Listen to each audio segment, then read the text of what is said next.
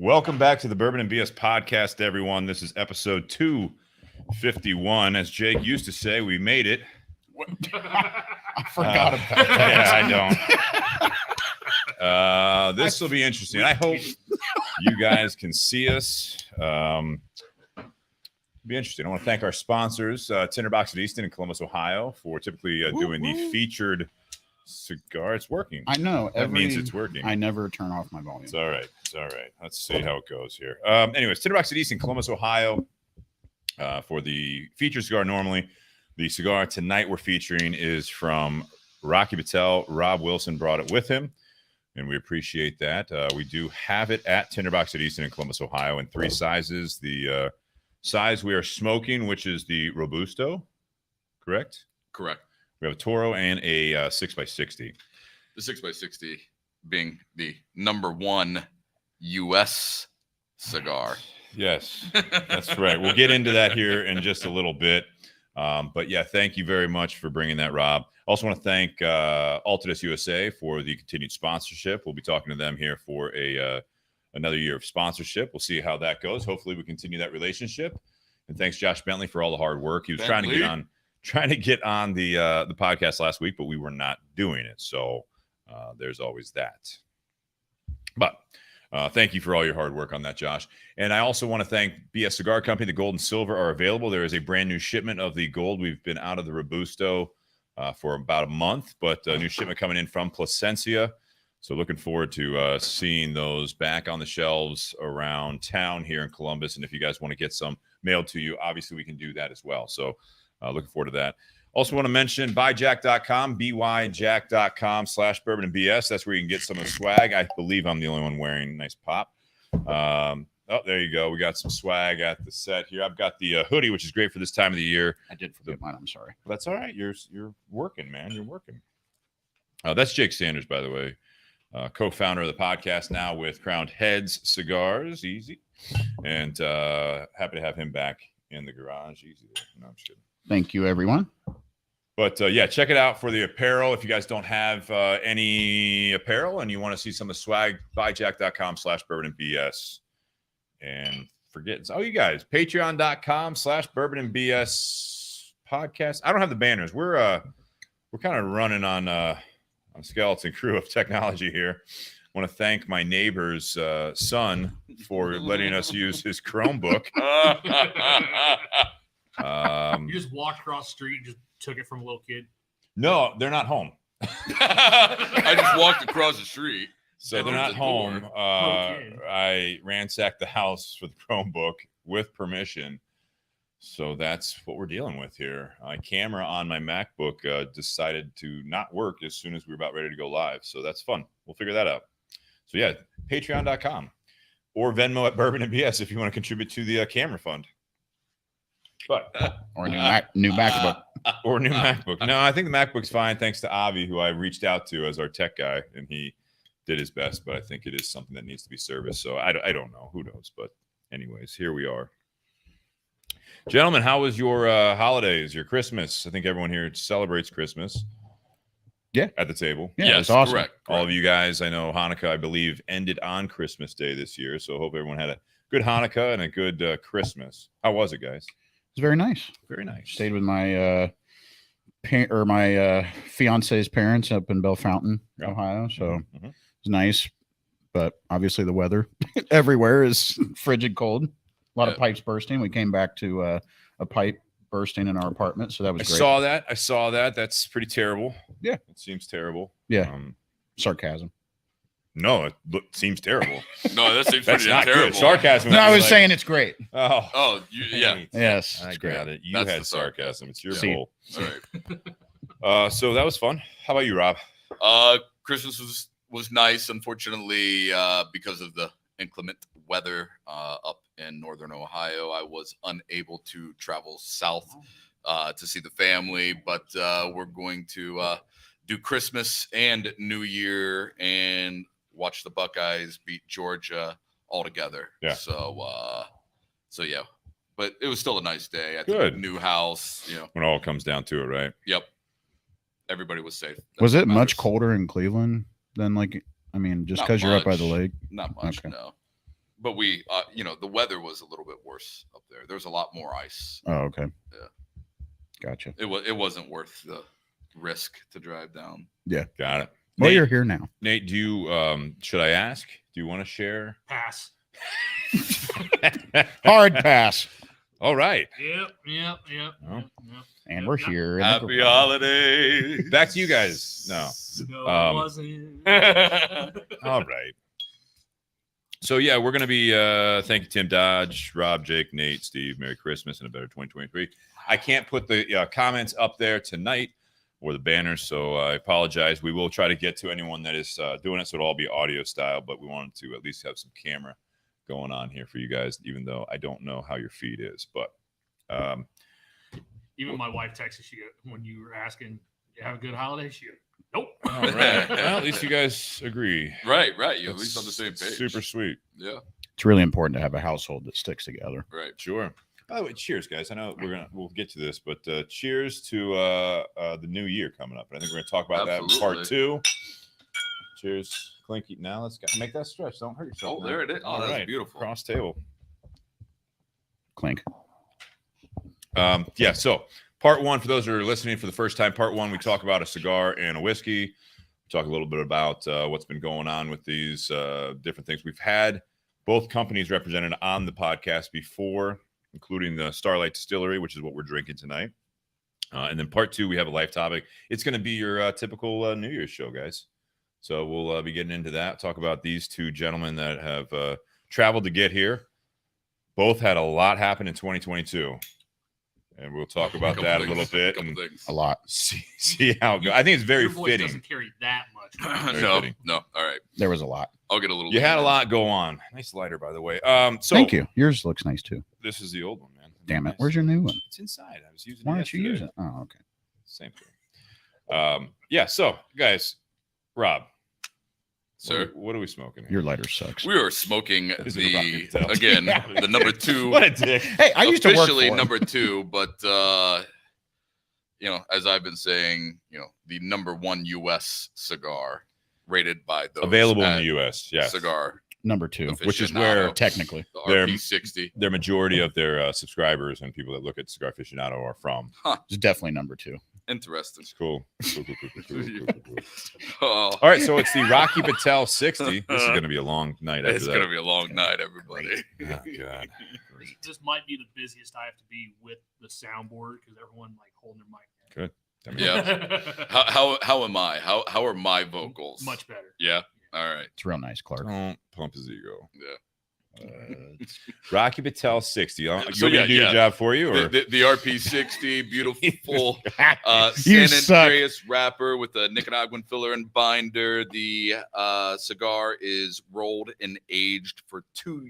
It is rolled and it's sat and it's Right. aged for 2 years before it's even released. What's that? I mean, do you guys have, both your companies, I know what we do with, our BS cigars, but do you have a typical sitting time once it's rolled? Much less than 2 years, it's- just for it's- frame of reference for everyone out yes. there. That seems like, that seems right. You know what I mean? Yeah. But a It- lot of your wrapper leaves right now, like you just did the Edge 20th, that's a That's 10-year-old wrapper leaf. So I don't know. You said I don't think it's disclosed on what the age is on this wrapper, but Correct. I would imagine being on this cigar, it's going to be in that 8 to 10 year, likely what he has been doing.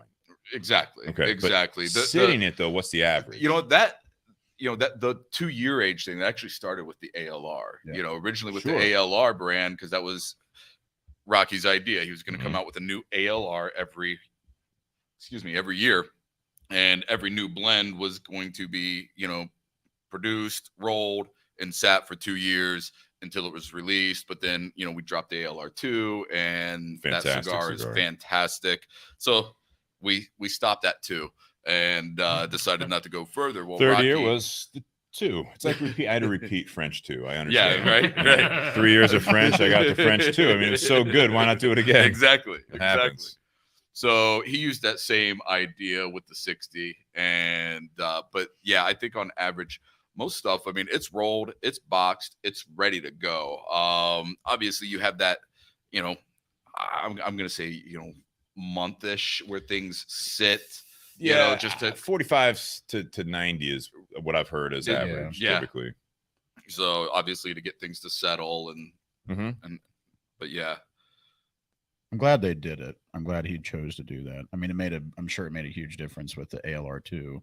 right. And then obviously this Yeah. is a testament to that. Yeah, absolutely. I agree. But you said San Andreas over Nicaraguan. Correct.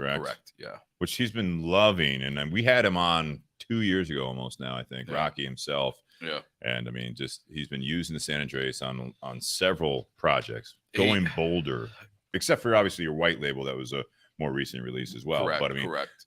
It's been bolder stuff coming out of you guys. Yeah, absolutely. And it's been a testament to obviously Rocky's palate and what he's interested in a lot. But also, I mean, with the Connecticut broadleaf not being as readily available, certain leaves not being as plentiful. Sure. The San Andreas, there's plenty of wrapper available. And, just in the years that the San Andreas, and this is a personal thing, whether I'm right or wrong, I don't know. But when I started smoking a few couple San Andreases when they were newer to the market, I was like, I don't know. That little bit of spice wasn't necessarily my thing. But as, more and more companies started, releasing their San Andreas blends, and then, we have a plentiful San Andreas blends, and realizing how diverse this wrapper can be, was very eye-opening. And I think that's a big thing. Rocky loves how he can take this one wrapper and do so many different, flavor profiles with it. So I think a lot more companies have been experimenting more and more with that wrapper. Yeah. And realizing like it can withstand and hold up to quite a bit of tobacco blends that are out there. Yeah. And it's a nice wrapper. I mean, it's thick. It burns so well. You're almost assuredly, whether it's your flavor or not, you're going to get a nice profile from it. Well, and I think in the early days of San Andreas, like it kind of had that spice you talked about, but I think there was also like some dryness and bitterness that was very prevalent in that wrapper. But now I think they've spent so much money and or time and resources and to truly develop and cultivate that wrapper to be something quality, that now just that wrapper in and of itself is better than what it was 10 years ago. Well, yeah. I mean, originally, obviously, a lot of people were turning their nose up at the San Andreas wrapper because they're like, Mexican tobacco, it wasn't the norm. Right. So people weren't going for it originally, and obviously that's changed greatly with now a San Andreas wrapper being, that I mentioned, the #1 U.S. cigar. You did. Keep talking. Really, I didn't know that. Well, it's cool. So Miguel chimed in. So my boss. Yeah. So Miguel. He said, our national sales manager for Crowned Heads. One of the best in the industry, everybody. If you ever get a chance to meet the guy, you were very lucky. First rep I ever met. He's amazing. Yeah. So he said most wrappers that come out of the field will go through curing and fermentation, total of a couple months, then packed and aged for 1 to 3 years before being used on a blend. After a cigar is rolled, typically they sit in the aging room for 30 to 60 days before being packed and shipped. Cubans tend to be packed right after rolling and then shipped wet. So that's probably the construction issues that we normally have. Well, wait, Miguel, if you're still on there, he did comment. I know we talked about it. The old school way of Cubans, especially, and you get like a lot of the American or even Dominican, Nicaraguan, Honduran companies, they changed it. I mean, it used to be you'd get it either in a dress box, Cuban style, right? It would be a dress box, or it would be the Cuban wheel. And one would sit a little bit longer. One would be meant to age a little bit. So I don't know if he's referring to current Cubans or what have you, but that 30 to 60, as he says, I'd heard like 45, 90, something like that. But that seems he would know for sure. But it's interesting that he says that. Again, you think about the difference that makes 30 to 60 days, even if you push it out to 90, right? 3 months versus 2 years. Yep. Yeah. I mean, that's just a warehousing thing. That's the people that are in charge of like maintaining the humidity in there and just everything. Like there's a lot that goes into that. Absolutely. Which I would expect to have a bit higher price tag just for that simple fact of it's sitting there. I mean, that's an investment. Well, I mean, it's just like everything. The more work that goes into it, typically the more something costs. Well, and we see we see the same thing in the whiskey industry with bottles and barrels sitting in the rick houses right for years and years before it's released. those years add on dollars to that price point typically later on down the road. Yep. Get a little bit of that. Top it off there. Wasn't done, but while he has the bottle. I'm good. Thanks, Jake. It's Yeah, I got you all set up over there. Obviously, when I watched Jake pour for Rob, I was like, oh, Miguel's taught Jake how to pour. Crown heads. I still think this is a little hot for Miguel. Miguel would be in the 80, 90 proof in the rums. So Well, yeah. and this is 107. Yeah, but Miguel still does like 3 finger pours when he's here in the garage. Well, it's easier to drink when it's only 80 or 90 proof. Oh no, that's when he's pouring for other people. Miguel also says when you get a cigar like the RP60 aged so long, it's a real treat because again, that's an investment there by Rocky Patel Cigars. I mean, that's something that not everyone's gonna be able to do. Correct. I mean, that's just Correct. you need to get product in hands to smoke. I'd be interested, and I don't know if you know this, Rob, but I'd be interested to hear like what the actual production levels are of this cigar, because when you have that extra time involved in this, it's not like something that, we have the tobacco, we have this. It's like, how many are we doing? It's not a limited production. This is a regular production cigar. But once again, 2 years sitting on these. Right.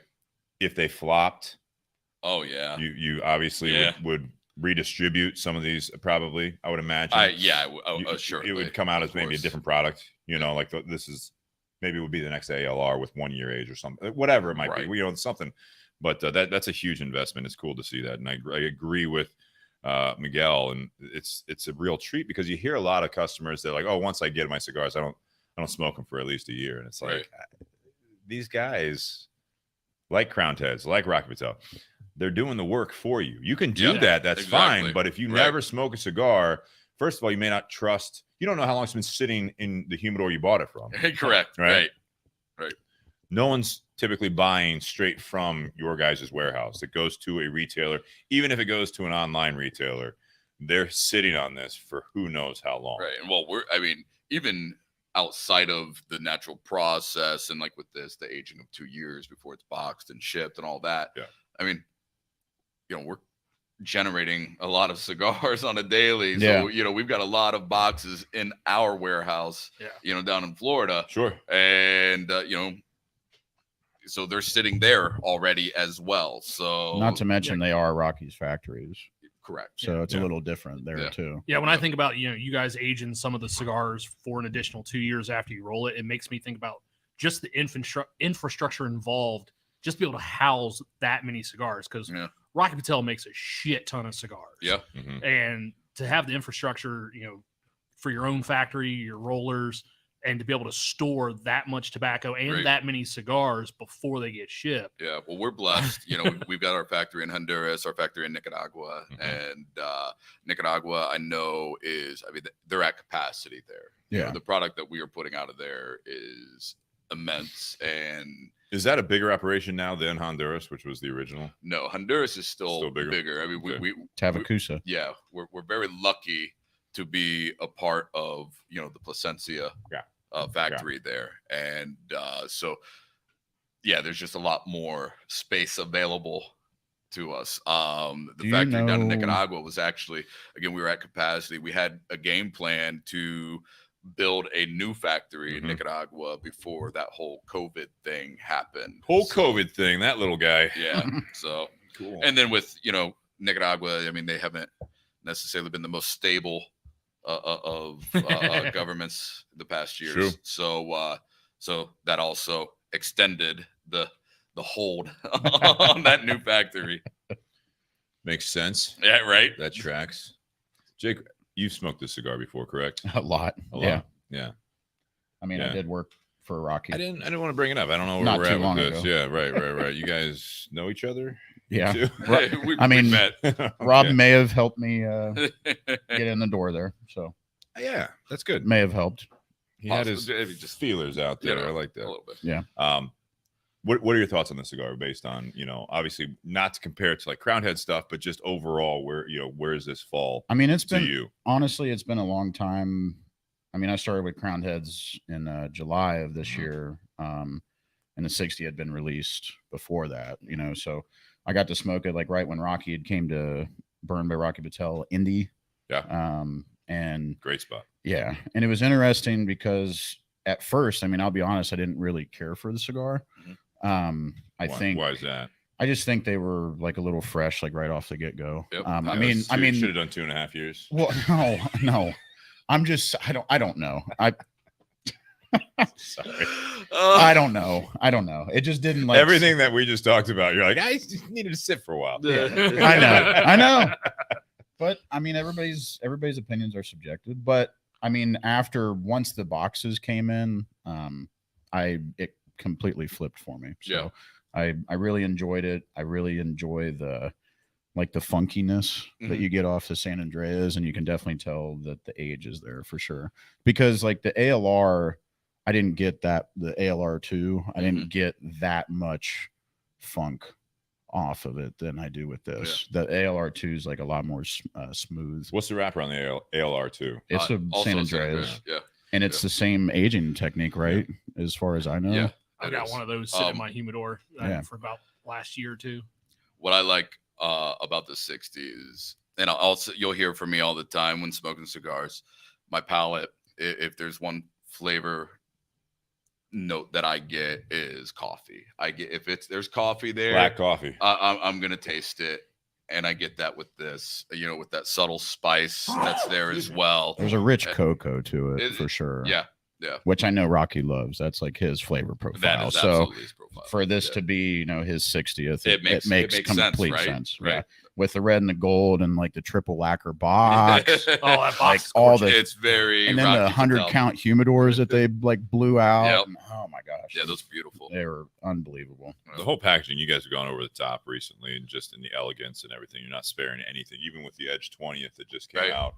I mean, it's interesting. I can appreciate the dressing it up. It looks nothing like an Edge.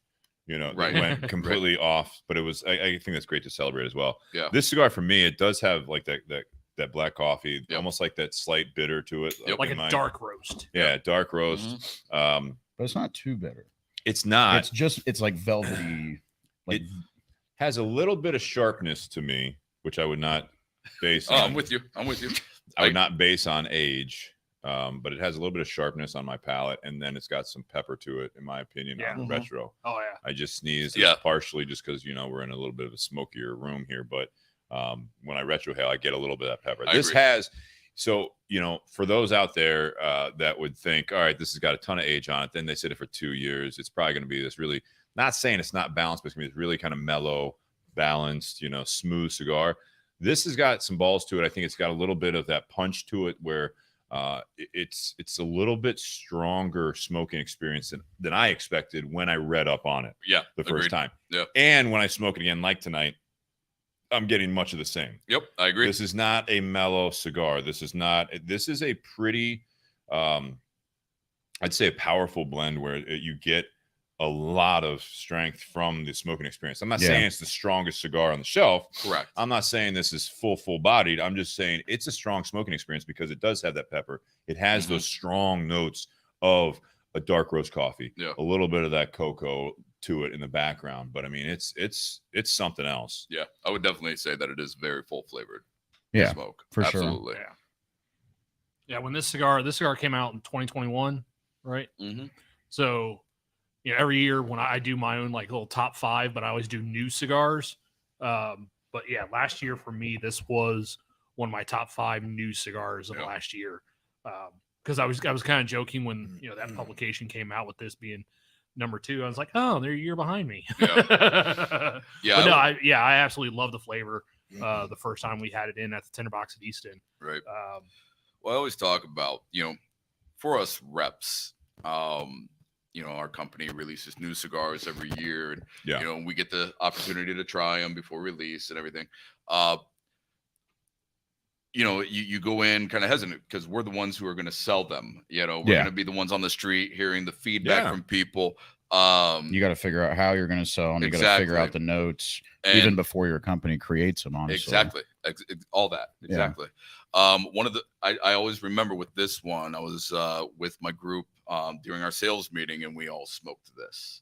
And I just remember sitting back and watching everybody, you know, and I'll do this often, you know, when I'm in a group, when we're smoking the new cigar, I sit back and I watch everybody because I want to see that reaction.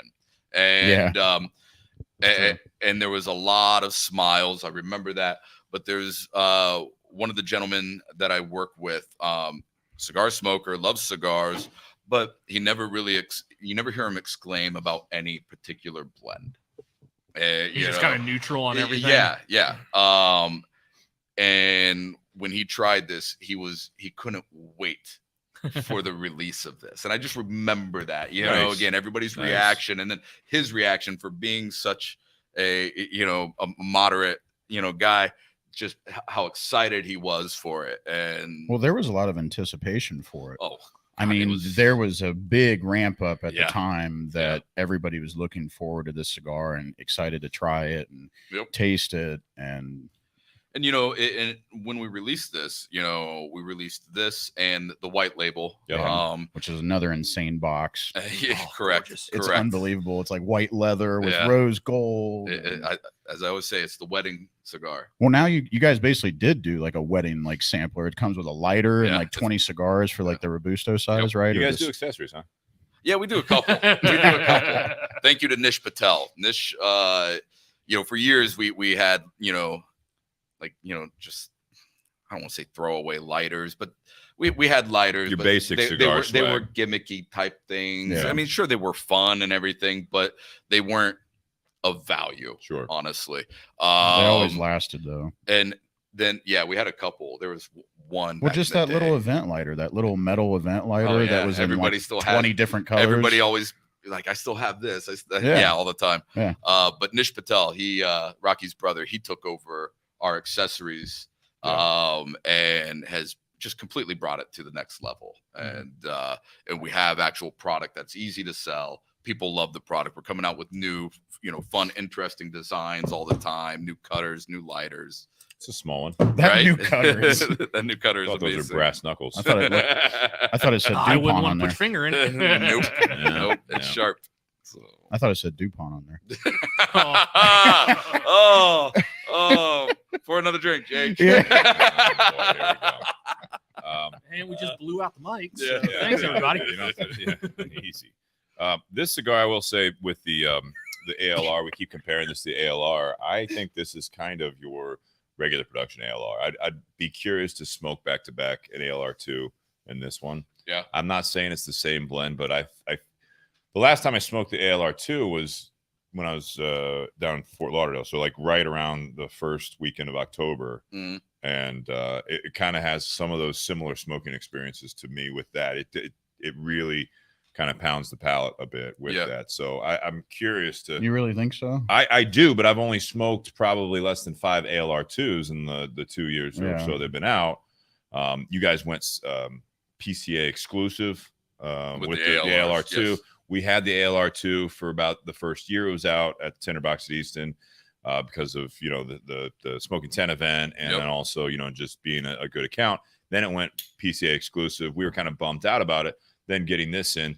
Now, granted, I mean, this is even a couple bucks more than the ALR 2, correct? Which was not a cheap cigar either. I mean, so you're coming in between 15 and 20 on this blend. Correct. ALR 2 was 2 sizes, Toro and Robusto. No, we had Robusto, Toro, and 60. Yeah, there was 60. Yeah, first year too. Yes, I didn't know that. Yep. But my point is, it was very similarly priced. It's old habits. Right. Well, old habits die hard, man. It's good. No, I think this is something that if you are at a local brick and mortar, they carry Rocky Patel. They don't have the ALR 2. You like that cigar? This would be one that I would definitely venture to try. I agree. I mean, there's certainly similarities there. Yeah, I'm not saying it's the same cigar by any means. I think, you know, talking notes wise, with the ALR 2. I get more of almost like a white pepper with the ALR 2. It's so soft. And I was getting ready to say, it's I think it's a little smoother.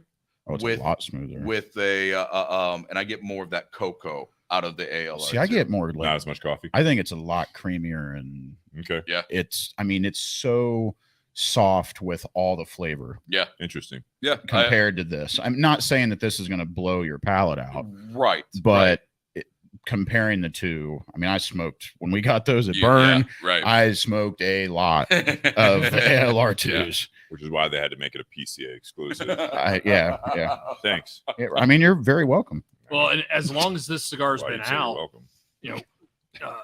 This time of year we get a lot of people coming in buying gifts for people, and recently I've noticed kind of an uptick of people coming in specifically asking for Rocky Patel cigars. And I'll point this one out.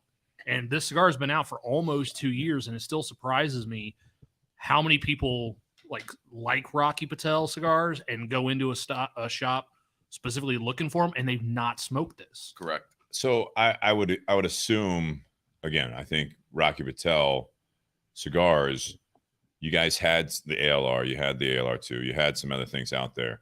When you release in 2021, I think it was, right? Mm-hmm. Your two major releases are 50 to 80% higher in price tag. Correct. And so if you're a Rocky Patel smoker, you come in and say you like their cigars. You nailed it. You guys swung. Nothing crazy. I mean, look at some of the, Altadis, our sponsor, some of their stuff they're coming out with, the 1935 anniversary coming out of AJ's factory. Yeah.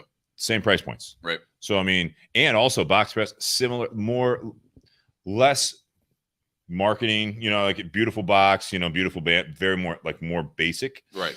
But again, coming in at that kind of $15 to $20 price point, depending on the size. Obviously, they have the small one that's less, but you come into a shop, I like Rocky Patel cigars. You're looking for a $10, $12 cigar typically these days. Right. Edges, even lower. I mean, I remember edges were like $6. You know what I mean? Yeah. I guess they were when they first released 20 years ago. I mean, they're still $8. Yeah, $7.95, $8, depending on what state you're in. I mean, it's just you're a Rocky Patel smoker. You start hitting the $15 price point. You're like, well, wait a second. Right. I'm not used to spending that. I don't think Rocky. It's not just him, but the company. But Rocky also, I would venture to guess, and Rob, you kind of comment on this, please, is that he didn't necessarily put this out there to say, all right, you're smoking my vintage line. You're smoking, my sun-grown Maduros. You're smoking even the decade. Yeah. Or, decade, the 15th, 20th. Right. Even the 55. You're smoking these. I'm not putting out the white label and 60 just to get more money out of you. Right. I'm trying to, I want you to enjoy these. Also kind of putting a toe in the water of some of the higher price point things. Well, you called it the white label. We all know who you're going after with something like that, with a milder white label cigar. Right. You're looking at Davidoff. You're looking at even Monte Cristo white label, which is not the same price point, but I mean, you're looking at some of these that are these staple ones. Absolutely. You came out with white label when your number one SKUs are the 99 Connecticut. So why am I, as a Rocky Patel smoker, going to drop twice as much money on that? I don't think that's what the plan was. No, not at all. Rocky will actually credit the reps on this. It was us, over the past few years. I mean, obviously you guys in the shop and, you shop now even on the street, people, I mean, as this industry has grown, especially since, the boom of the COVID era and everything, and started to recognize people will pay for cigars, if that quality is there. Yes. And Rocky's MO when he came into the industry was the premium cigar for the everyday guy. Yeah. So Rocky always tried to keep things in that lower price point. That was always his focus because he wanted it to be available to everybody. Correct. Even when we came out with our one, exclusive cigar, the special edition, we even kept that at a lower price point, that was just more exclusive. You had to be at a certain tier. Yeah, I still have one of those in my humidor as well from last year. So Rocky, he never had that mindset of doing that higher dollar cigar. Well, we've been talking to Rocky for the past couple of years, especially with the the Burn locations opening, in certain areas where the cigar bar, experience business has picked up immensely. Sure. And people are coming in and they're wanting to pay for that full experience. We're like, well, Rocky, you've been doing this for a minute. you have the name and you have the dollars and we have the factories. Maybe it's time we look at doing a upper tier premium cigar. you know, finding that special tobacco, that small batch, that rare this, or, you know, going through the aging process, however it is, you know, maybe we look into, you know, corrugating that, you know, something more. And Rocky was hesitant, and he was ahead of everybody though. And well, he was as far as dipping that toe. I mean, now you see Plasencia. Now they were out before though. Like, no, I'm talking about like the price points though. No, I know, but I'm just like saying, as far as like dipping. Like now they have like a $60 or $70 cigar for like the FIFA thing. That's a fall. Limited. Yeah. And then they before that it was the year of the was it the Ox or 40. 40. Yeah. But so, like they've still had. I mean, they've had the Alma Fuerte out for a while. Right. And that's still, that's a $20 to $24. But they came out with that. Yeah. It's different when you go from like being that everyday smoker to have a premium to go cigar from 7 to and then 20. jump. Right, it's like Alec Bradley with like their fine and rare. Yeah. You know, most people know Alec Bradley well, for it's a limited though. And it's I more know. but it's more it's difficult, you know, when you are that, you know, $10, $12 price point, like you were saying, and now you have this, you know, $17 to $20 cigar. People are like, well, I could get that vintage 99 for $10. Yeah. Why am I going to get this white label? And obviously that's where, you know, our advertisement, you know, our partnerships with, you know, the lounges to explain why that white label is a special blend, you know, why it is different. It's aged 10 years. Well, the white label, the biggest thing is it's an actual Connecticut Valley, Connecticut shade. Right. It's not an Ecuadorian Connecticut. Exactly. Almost every Connecticut on the market is Ecuadorian Connecticut. Well, we actually got Connecticut Valley wrapper, which isn't as plentiful. Yes, that is true. That's an understatement. And it's a beautiful wrapper. And that cigar. And that cigar, it is beautiful. It's a cream well, bomb. And that made me cream bomb. I mean, I always the vintage 90, cream bomb. It's weird. The vintage 99, you know, plenty of other Connecticut's out there, fine cigars. And I smoke them when I just wanted something mild, sure.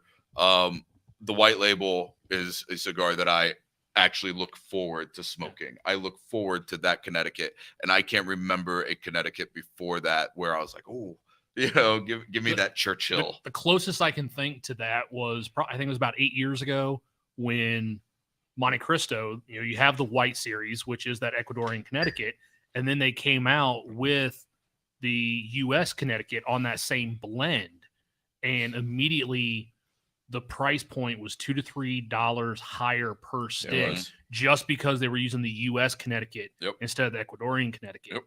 But people would smoke it and they could tell the difference, even though everything underneath that wrapper was the same. They could tell that difference between those two wrappers. Yeah, I have a lot of people when I'm doing events, especially who are typically 99 guys, and I point out the white label, and I'm like, you know, I mean, you don't have to go and buy the box of this, but you know, when you're wanting something special, if you want to, you know, do that, smoke that vintage 99 and then smoke that white label, you know, just to nerd out a little bit, you will see that difference and maybe, you know, hopefully understand why that price point is there, because you are getting a lot more out of it. This is good to note though, is you have to get in the mind of a lot of the consumers, because, you know, like you mentioned, Nate, like the Plasencia Edifol and stuff like that. It's like, we have that comment all the time, and with like the white label from Rocky Patel, with the 60, you know, it's really easy for whether you smoke every day, if you smoke, you know, a few times a month, whatever it might be. I would struggle to explain to some people, because it's tough to compute sometimes, just the way people's mind when they're spending their money. It's not twice as good. I mean, you can't just say, you know, this $10 cigar, this one's 20. Like, I mean, is it twice as good? Like, why would I spend the money on it? No, it's not. It doesn't work like that. Right. You know, like when you have, like we have the Davidoff Royal Release coming in at $100. You know, it's like, it's not 10 times better than a $10 cigar. That's just not how it works. Right. But, you know, I'm really honest with people. It's like, of course, I've had people, you know, they haven't been disappointed with it, right? You know, so if you spend more money on a cigar, it's like, I'm not expecting it to be the best cigar or twice as good or 10 times, whatever it might be. Right. I want you to have an enjoyable experience. You spent the money on it. Did you enjoy it? Do you like it? You know what I mean? Would you buy it again? Maybe not, because you spent, you know, again, 50 to 80% more on that cigar than your normal budget is. Again, I go back to this whole thing. Yeah, it's a nice treat, like you're saying, Rob, you know what I mean? For someone to do that. but you might like the vintage 99 better. Yeah, there's absolutely. nothing saying that it's going to taste better or worse based on price point. That's always the case, in my opinion. And I think always with these cigars, I think that, again, I think Rocky was not only trying to do something special for his loyal, consumers that have been supporting his brand, enjoying his brand, and this is something special for you as a Rocky Patel smoker. It's also very difficult for someone like Rocky Patel and the company to pull someone away with a white label, with this one. The white label is really easy to talk about just because, are you going to pull a Davidoff smoker? Because they're going to come in like, well, I'm spending, $5 more or whatever it is, or now 10 on a signature Davidoff. They'll smoke the Rocky Patel. I mean, it's okay. I like the Davidoff better. Well, fine. You still got them to smoke it. You still got them to smoke it. And you might say, this is nice. And I am actually, in this case, saving dollars on the Rocky Patel white label. This one, again, with the one we're featuring, I want to get back on here is the RP60. This is something, again, it's not necessarily going to be, you guys put out what? The Disciple with the San Andreas. Right. You put out what else recently? Quarter Century. That's right. Quarter Century was out. You're utilizing these tobaccos in different ways. Yeah, and I think this is something that for that, whatever it is, 17, wherever you are, I think on Columbus shelf, 1750 to 1950. It's not an inexpensive cigar. Not anymore. It's worth trying. I mean, absolutely. Yeah. And I think a lot of people will like it. It's tough to get them to kind of gravitate towards a higher price point when they're not used to, especially if you're smoking all the time. Yeah. Absolutely. Most people I've sold these to are Rocky fans, or they're looking for something newer, they haven't tried. They're looking for something nice to celebrate, or like this time of the year, the holidays, we sold a bunch of them. Right. Or if people just want to smoke the #1 cigar. U.S. blend. Is someone out there keeping a tally of how many times Rob says that? Drink. Yeah, I'm surprised Jonathan Herron hasn't said anything about that yet. I'm waiting. What do you guys think of this bottle? Cool. So I was Starlight Distillery. So this is the Huber family, right? Mm-hmm. Yeah. So this is something we did feature the two younger. I think it's which generation? Seventh generation. Yeah, seventh generation. Yeah, wonderful people. Yeah, the two younger guys, Blake and anyone. Chris. Yeah. They're the ones that work on a lot of this stuff, and we had them on the show. Yeah. Just a wealth of knowledge. Oh, yeah. They're fantastic. They have some staple bottles, part of the core series, but they have a lot of the single barrel type of a program. They're selling those. Still got that bottle and bond up there. Bottle and bond. This is what, Rob? You brought this. This is the. It's a rye. Yeah. Finished in single barrel rye. Finished in Nate. Calvados barrels. Calvados. I have no idea what those are. So Calvados is a French brandy. Usually made. It's either apples or pears, or it's apple with pears. I was. That makes sense because I actually am very much getting an apple note from that. Yeah. You think so? Yeah. You get a lot of dill. No, that's not dill. Yeah, it is. Nah. It is. It's funny you say that because it's a rye. It is. You get dill and rye most of the time. Well, see, I was looking forward to this because I think the last Starlights we had on were the cigar batch. We did, yeah. And we had two of them, and they were only like 0.2 proof points off Very one different. another. You mean the Cinnabon? But they were, the one was, the one I thought, as soon as the cork popped, I was 10 feet away from the bottle, and I was like, why does this smell like a cinnamon apple, like a apple pie candy? It tastes like a Cinnabon. Oh, it was delicious. No shit. It tastes like delicious. a Cinnabon. I need that. Yeah. Dude, it's so sweet. It's it's unbelievably sweet. It's delicious. I actually liked that one more than the other bottle, and then Steve was the other way around. He liked the one that didn't taste quite like. So you had two different batches. We had two different ones. It almost tasted, if I recall that episode, it was, to me, it was almost, it tasted almost like a flavored whiskey. Yeah, it does. It was that much of it.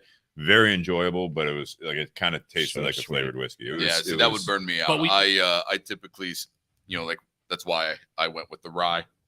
because I don't go for the sweet which was another reason why I got excited when Steve sent me a picture of this bottle that this is what you were bringing, because I love a good rye, and we've enjoyed every single bottle that we've had from Starlight on here, so I was really looking forward to this. And it's wintertime. It is wintertime. Remember the old rule? Oh, I remember that episode.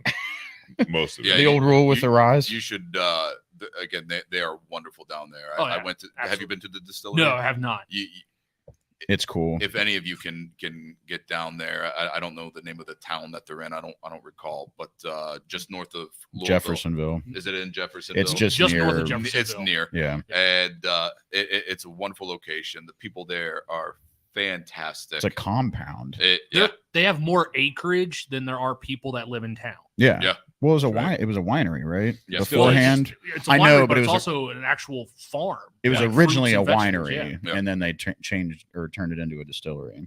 Yeah, for the most part. The distillery part is much more recent. Yes. Mm-hmm. Yeah, much more recent. And they're selling barrels left and right. They can't even keep anything in stock. 20 years ago, they were allowed to make brandies because there was only one distiller in Indiana that could make bourbon. So, but you can still make brandy. And so they started making a lot of brandies.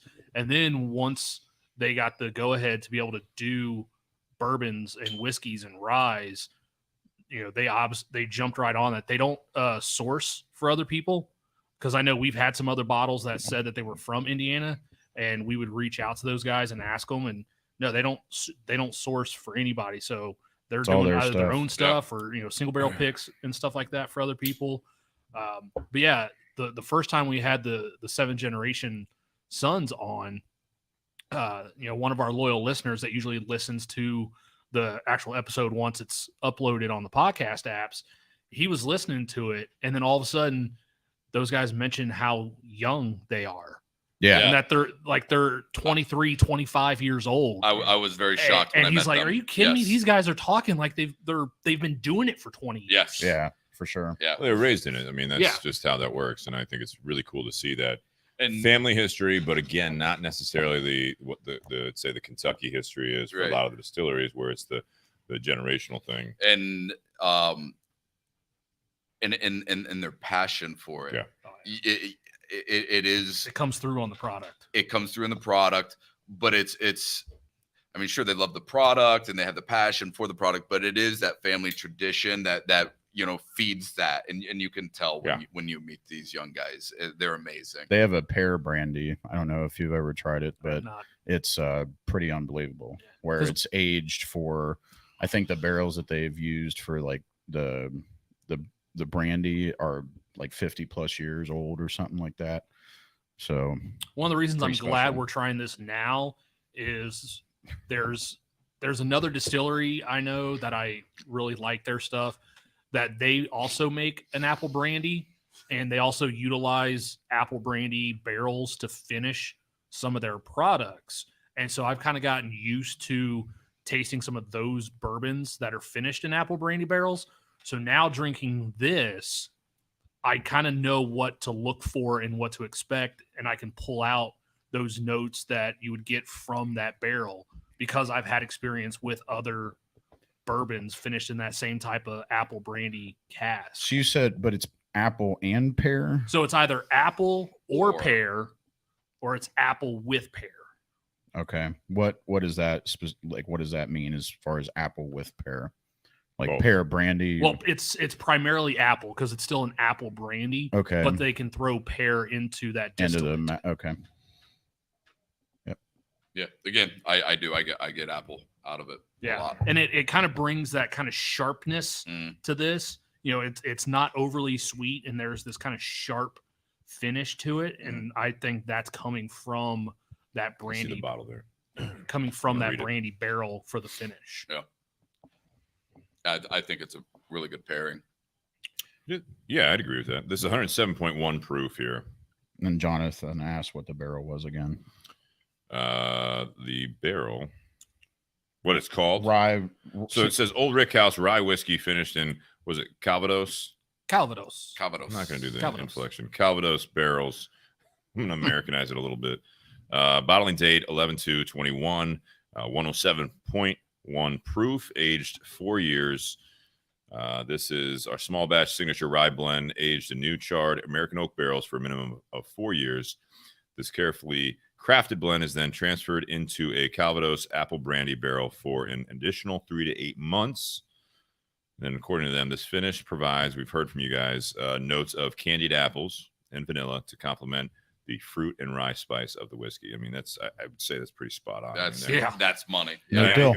Yeah.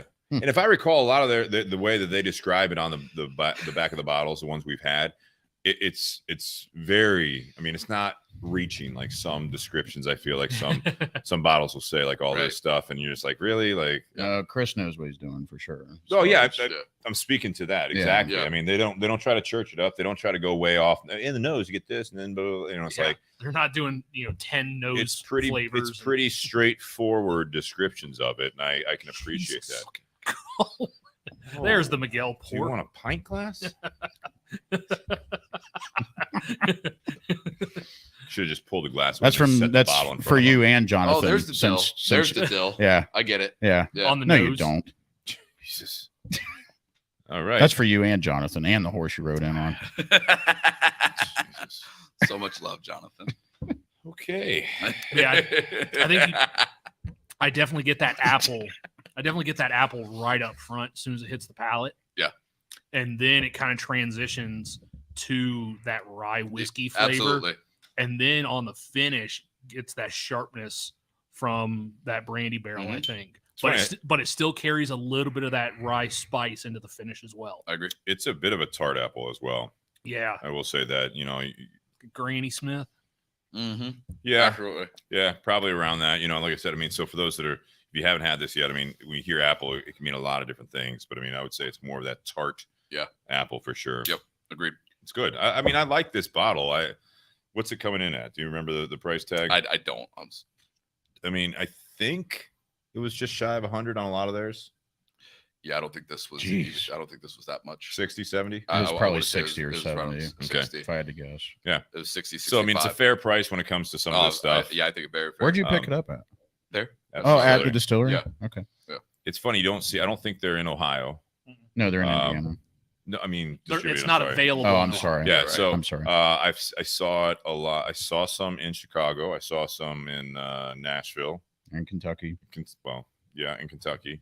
Well, some aren't. And you see it in Indianapolis as well. Oh, it's everywhere in Indiana. Yeah. It's cool. I'd like to see, we'll have to get, talk to Ann Dimmick about seeing where they're at with working with them.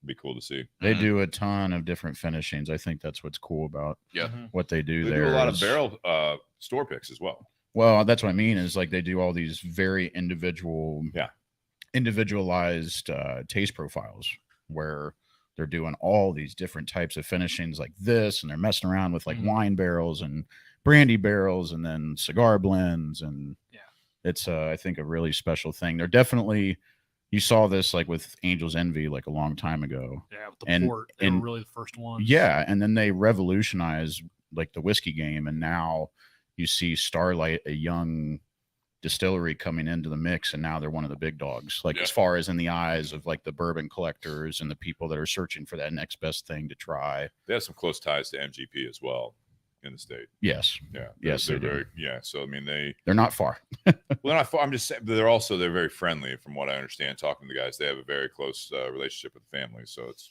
And they're not afraid to like disclose what they do. I think that's what's really cool. Like if you go down there to the Rick House and stuff, they take you through the tour, and they let you try like these finishings that like they'll just take the thief out, and just if you say that you like to try, this and this, they thief it right out of the barrel. You're and gonna try it. And that's the special. I mean, that's what everybody's really looking for, anymore. It's they don't want to go down to Buffalo Trace and everything. Again, it was charming. Just how excited they were that you wanted to try those things. You get enthusiastic just being around it. Right. Yeah. Right. Because I mean, I like, I'm not as much of a bourbon guy. I mean, I like my ryes. I do, like my scotch. But I don't necessarily get as excited about it. And just the few hours that I spent with them, I wanted to go read books. I wanted to dive in because the passion was just amazing. Oh, that's neat. That's really neat. it's fun if you guys haven't been able to get on any of these tours. You know, it doesn't have to be to Jake's point. It doesn't necessarily, not saying anything against them. I mean, like the big boys and stuff like that. I mean, it's really cool to see. But I mean, if you've got some local distilleries wherever you are, I'd encourage you guys to do that. A lot of them, I mean, here in the Columbus, Ohio area, I mean, we've got a handful of them as well. And a lot of them have, you know, like a restaurant or, you know, bar attached, and it makes for a good experience, and they all typically will have a tour. And, you know, you may not have the generations of history with the family or the company, but a lot of them try to tie into something with the local scene. You know what I mean? The reason they're named what they are, their story. A lot of them are younger. Like a lot of these local distilleries for you guys, no matter what state you're in, they're pretty much everywhere now. And I would encourage you guys to look into that kind of stuff. If you're not able to make it to Starlight Distillery, if you're not able to make it to, you know, to even the Bourbon Trail, if you've got some locally, like here in Columbus, Ohio, we've had Watershed on a lot of times. We had High Bank on before. We've had some other spirits. We haven't had them on, but I mean, just hearing from them straight, the enthusiasm coming from the people that are doing this, they're all in. Yeah, absolutely. Most of them are all into this process, and they're learning a lot as they go too. And it's cool to see that. I mean, again, to Jake's point, you know, what these guys are doing, the Huber family, they're trying different stuff. Yep. I mean, a lot of these, they're utilizing a lot of different barrels they're getting their hands on. I mean, let's not forget that, like, where we are in the market right now with bourbon, Sure. I think you could put dog shit out right now and sell it for $100. I mean, the way that it's all set up, I mean, people are just buying anything that is new and just any bourbon, whatever it is. Yep. So that's true. And unfortunately, there's I get in arguments all the time when it comes to like the secondary market and everything. It's just asinine. Like, people are selling open bottles of Pappy for $1,000. Yeah. Well, open bottles that are half. It's not the people that are selling; it's people that are buying it. I know, and it's capitalism. It's capitalism. So I mean, I guess good for them. But God bless America. God bless America. All right. What's up, Boyd Collins? How you doing? So I normally would put up a banner here. You know, again, we're kind of going a little bit old school, which is fitting because Jake's here. We're basically just doing the feed here, which is nice. Yeah. Thanks. New Year. Hey, you're welcome. You're welcome. Thank you. Thank you for probably sabotage that thing. Yeah, definitely. Son of a bitch. Yeah. Why are we drinking water near my laptop? As much as you think I would do that, I would not. Never think I you'd didn't do want you to use a Google book. Google book. Whatever the hell it's Chromebook? called. Yeah, that thing. I'm gonna take this thing into the Apple store and find out. I'm The Chromebook? No, my MacBook, Oh, the one that's broken. And I don't want you to. I mean, thank God my neighbors let us use this Chromebook. Yeah, it was a joke. Jesus, that was Rob. amazing. Yeah, thank you, Caden. Yeah, that was absolutely amazing. Yeah, actually. it's amazing. The Literally, balance out I like mean, that. It was that, or we wouldn't be here with you. yeah, exactly. Oh, And now the party started. And here we are. And we have an boom. audience member. And Oh. boom And goes the dynamite. Just move those papers, whatever. The They're- Cookie they're Monster. important Just, wait, documents, did so- he dress up as a Cookie Monster? Was that what it was? Like 3 years ago? He did, and Santa one year. That was amazing. Phil Davis, everyone. Cheers. Cheers. But no, this time, end up part one here. We're going to rate some of this stuff here. Yeah. And so it's going to do out of 10 is the rating, right? Mm-hmm. So we do 3 of them: the whiskey, the cigar, and the pairing. Okay? Right. So let's start with Rob, since it's your cigar. Yeah. And you brought the bottle. Thank you again for bringing that. You're welcome. Thank I you. know the bottle You're was welcome, out of your gentlemen. personal collection. Yeah. And appreciate you sharing some of your Rocky Patel cigars with us as well. Absolutely. So, I'm going to start off with the rye. I am very pleasantly surprised. You've had this though, no? No. So this is a blind buy when you're Yes, down there. Okay. Yeah. Because I had mentioned to Chris again about I'm not into the sweet bourbons as much, and I typically drink more ryes. And he pointed this. He's like, well, this is it. He's like, this is the one, just off of our conversation, and just he nailed my palate. This is what I would drink from old rye. I'm enjoying it greatly. Again, your description of the apple on the front, the rye on the back, you nailed it. Thank you. And I'm gonna give the rye probably I'm gonna go and say an 5 on that rye. Okay. The cigar, it's it's tough being the rep, but thank you. Right. Imagine being on here with your boss. Right. Trying to give a rating. You're sitting next to the guy that when he was working at Burn, we were featuring a rye Patel and he gave it a 6. Yeah. All right. Yeah. Bring it up. Oh yeah, dude. Yeah, you are. I mean, that doesn't. Which one was that? That was the special reserve. Yeah, I didn't really care for it. Special edition. Special edition. Special edition. Yeah. But you got to remember that was because I was smoking like the ALR2 and the Grand Reserve every day. Right. I mean so the RP60 isn't typically what I would go for an everyday smoke.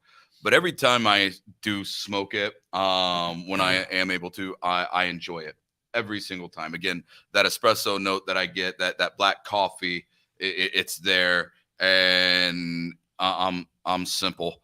You give that to me, I'm gonna probably enjoy the cigar. Good. I do like that subtle spice to it, and again, obviously, it's not full bodied.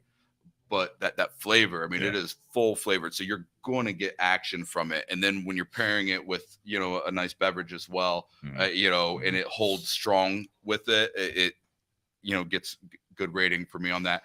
I'm also going to, even though this is the #1 U.S. blend cigar. Number 2. #1 U.S. blend. Can we start talking about crown heads now? Number 2, one in your hearts. I'm gonna also probably put this at an 8.5 for me. Okay. I enjoy it, and the pairing. I'm gonna go probably a 9.5 even. Yeah, I think it's delicious. It's good. Yeah. Jake, how about you? I mean, with me working for Rocky and trying I'm with you, Rob. I should say working for Rocky in the past. I'm with Rob in saying that this is a cigar that I think if I have a plethora of cigars in my, box or whatever, I don't think this is the first one that I'm going to pick out. Mm-hmm. But it's definitely one that if I go out for New Year's or any holiday or special occasion, I have a steak and have some wine and I want a cigar afterwards and all these big flavors. Yeah. This is a cigar that I'm picking up. Absolutely. It's not because I think it's funny that people cigar smokers, I'm hearing it now in shops now that I'm traveling and people are wanting that punch, right? Yep. They want that pepper. Yep. They want something that's going to knock them upside the head. And I'm glad that Rocky created something that is full flavor, but it doesn't do that. Right. It allows for a cigar for someone to be approachable for people that are novice, but also for those experienced smokers. So for this cigar, I'm going to give it an 8. I'm not a big box press fan, but I deal with it with this cigar because it's a great cigar. With it being #2 cigar of the year and Cigar Aficionado. #1 and hearts. Yeah. And I love the extra, the 2 years of age on it at the, post roll. I think it adds so much flavor to the cigar and it's very well balanced. Absolutely. I like the dark cocoa notes for me. I get a lot of, there's a bitter, I don't know how you say it, but it's a molasses on the back end for me. Yeah, I agree. And I know everybody always makes fun of me for my notes, but that's what I get out of it. Yeah, I don't get plum. I don't get plum. I don't get plum. But I did explain why I got all those notes a long time ago. Yeah, but we won't get into I know. As far as the rye, thank you again, Rob, for bringing this. I haven't drank a lot of Starlight. I know all the ones that I have had. There's, like I said at the beginning, there's so many different finishings and they're experimenting with all these different barrels and all this stuff. And it's really cool to experience all these different flavor profiles. With the age on the barrel, it's not really hitting me the right way, but I In really, what way? I'm sorry. As far as like the richness, I normally want something that's going to be more in depth. Okay. Are you saying the finishing barrels, or are you talking about the 4 years? The finish, yeah, the 4 years. Okay, 4 years. Yeah, so it's. You normally like those deep caramel or butterscotch. I like the big fruit notes. I'm a big Heaven Hill fan, so like that's just me. That's not saying that the whiskey's bad, right? So I do. It's interesting because like it's subjective, right? So. Oh, absolutely. I do get a lot of dill on that rye. And I get a lot of the cigar, the cocoa and the cigar is bringing out like this mintiness in the rye for me. So it's definitely this like sharp mint, like dill saltiness to it with like some cinnamon and caramel in there for me. I get a little bit of apple. It's just a hint. It's not as much as they more up say. front, I think. Yeah. But I would give the drink a 7, and I'd probably give the pairing an 8.5. I know that doesn't really add up, but they really are good together. Yeah. So that makes sense. Yeah. Okay, Nate, how about you? So on the whiskey, So we have crackling is crazy tonight. Jake, you may need to pull the mic back or set it back on the stand for a little bit. See if that's any better, guys. Thanks, Nook and Ron. Jenkins is out there. Sorry, folks. And before Nate does that, for those who are just tuning in now, we're working with a kind of a backup laptop and and call an audible. The old, we had an issue, technical difficulties. Hopefully that'll be better. Maybe it is. These mics aren't the best being held. We'll see if that's any better. So let us know. I did, Tim. Thank you for the late notice. Nate, back to you. with the weather. So I really enjoy this bottle. Like I said earlier, I was really looking forward to it when you sent me the picture of what Rob was bringing, because I love good rye whiskeys, and I've thoroughly enjoyed everything that we've had coming out of Starlight Distillery. And I love the flavor profile and how it changes as it goes through the palate and everything. So I'm a solid 9 on the whiskey. And you also have to remember, and this kind of goes to Jake's point about what he likes in a lot of bourbons and stuff. Rye typically doesn't have to be aged as long. Like a lot of times ryes only are 2 year, and that's all they need to be ready. But because it's a completely different mash bill than a bourbon, you're not really expecting to get those sweet notes, those caramel, those plum, those deep, rich fruit notes. But I really enjoy this bottle. So I'm a 9 on the bottle. I'm also a 9 on the cigar. I absolutely love this cigar. As I said earlier, last year when this came out, this was a top 5 new cigar for me in 2021. Love the flavor. Great construction on it. Haven't had any issues with it. And it's different from, because I've been smoking cigars for quite a while, and Rocky's one of those that I've always smoked just because they're coming out with so many different cigars each year and trying to stay on top of that. And when they came out with this, it was something different from every other Rocky Patel cigar that I had had, and I thoroughly enjoy the flavor. I think it's a dynamite cigar. So 9 whiskey, 9 cigar, 9. And then for the pairing, like as 5. 18. Total of 18.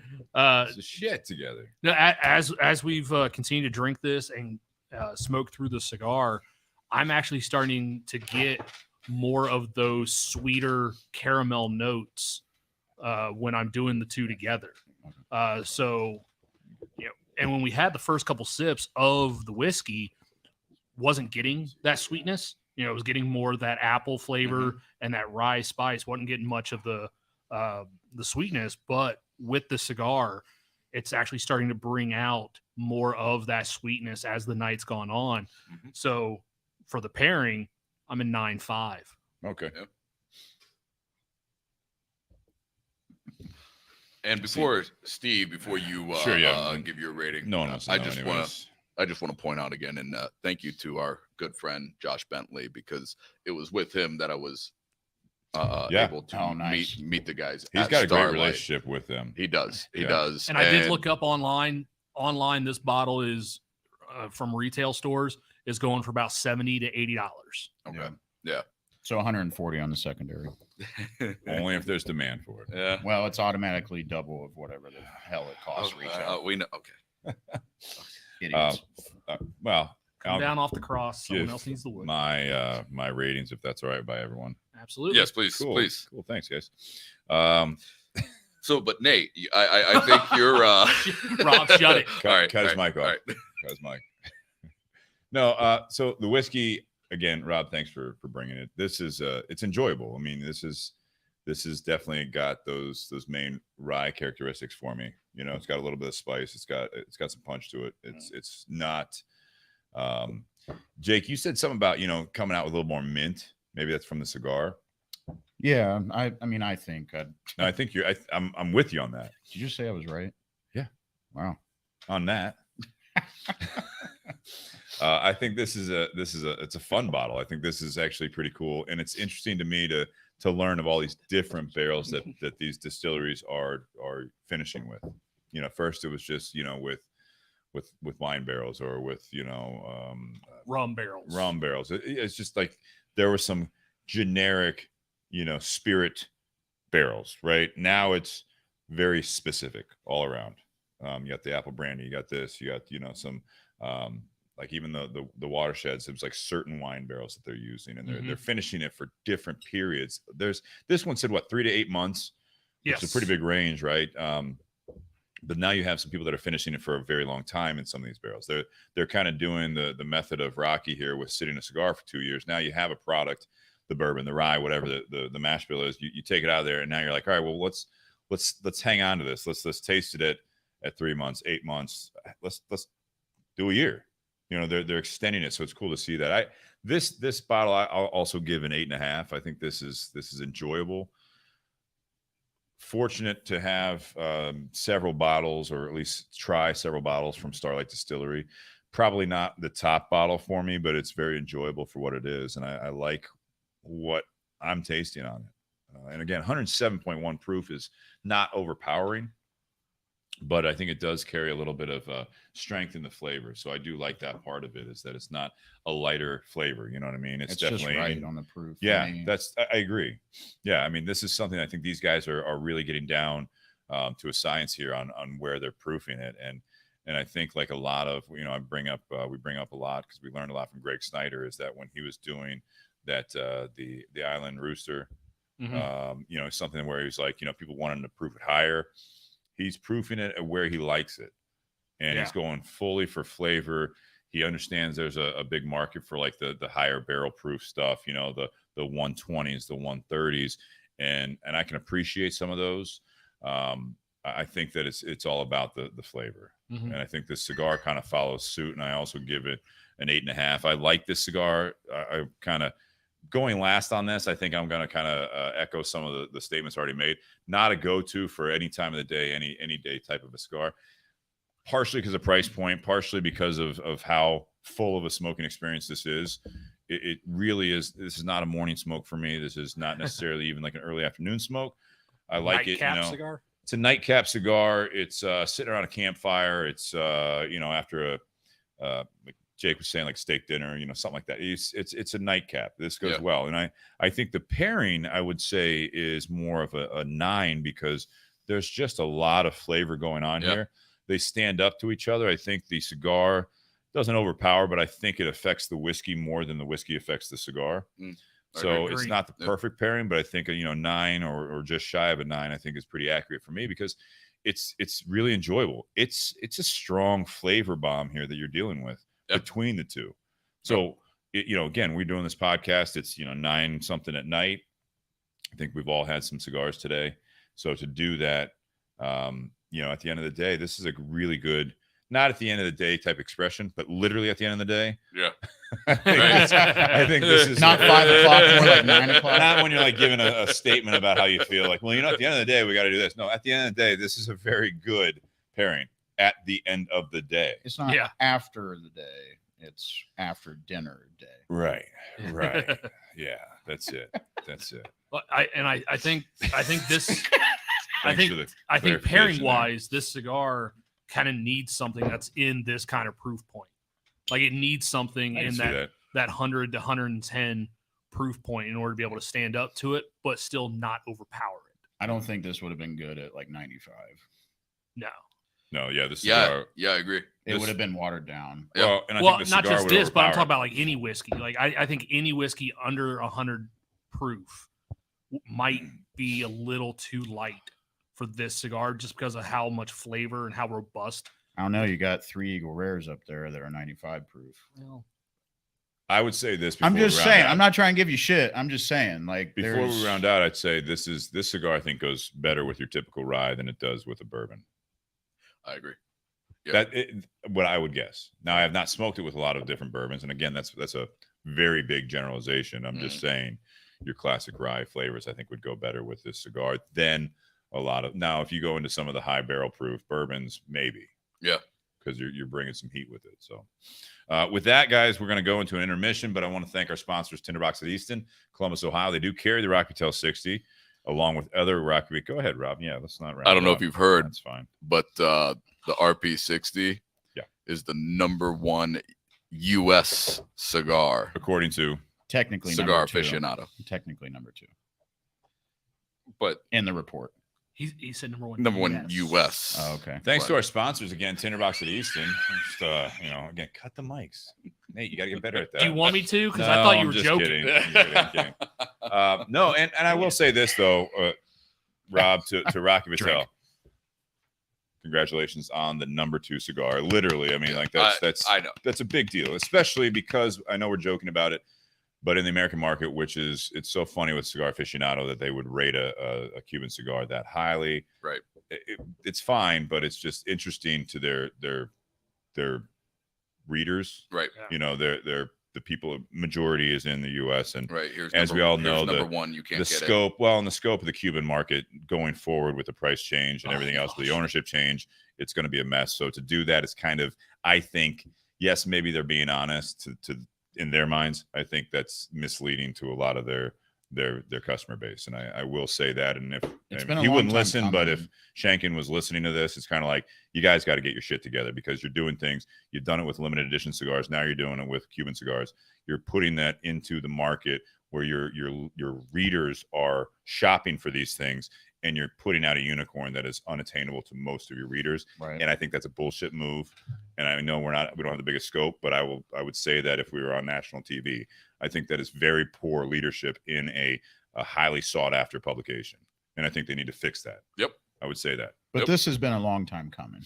Like Rocky having top 5. Well, this is the second time that Rocky's had the #2 cigar. Right. Maduro. And both times #1 was a Cuban. Yeah. Right. So yeah, it's just kind of tells you where that is, where it's at. Yeah. I mean, again, I'm not going to say that they did it with, the Andalusian Bull, which I think is a great cigar, but you did it when it was a limited edition cigar. And I'm telling you, you can't do a blind taste testing when it's a very unique Vitola. That's like a bullshit move. It's dumb. Same thing with I don't know what this is. It's like, yes, you do. Yeah. Right. So like, unless you literally are blindfolded and someone else is holding it to your lips, right? That's bullshit. It was the same thing the following year with the Don Carlos Eye of the Shark.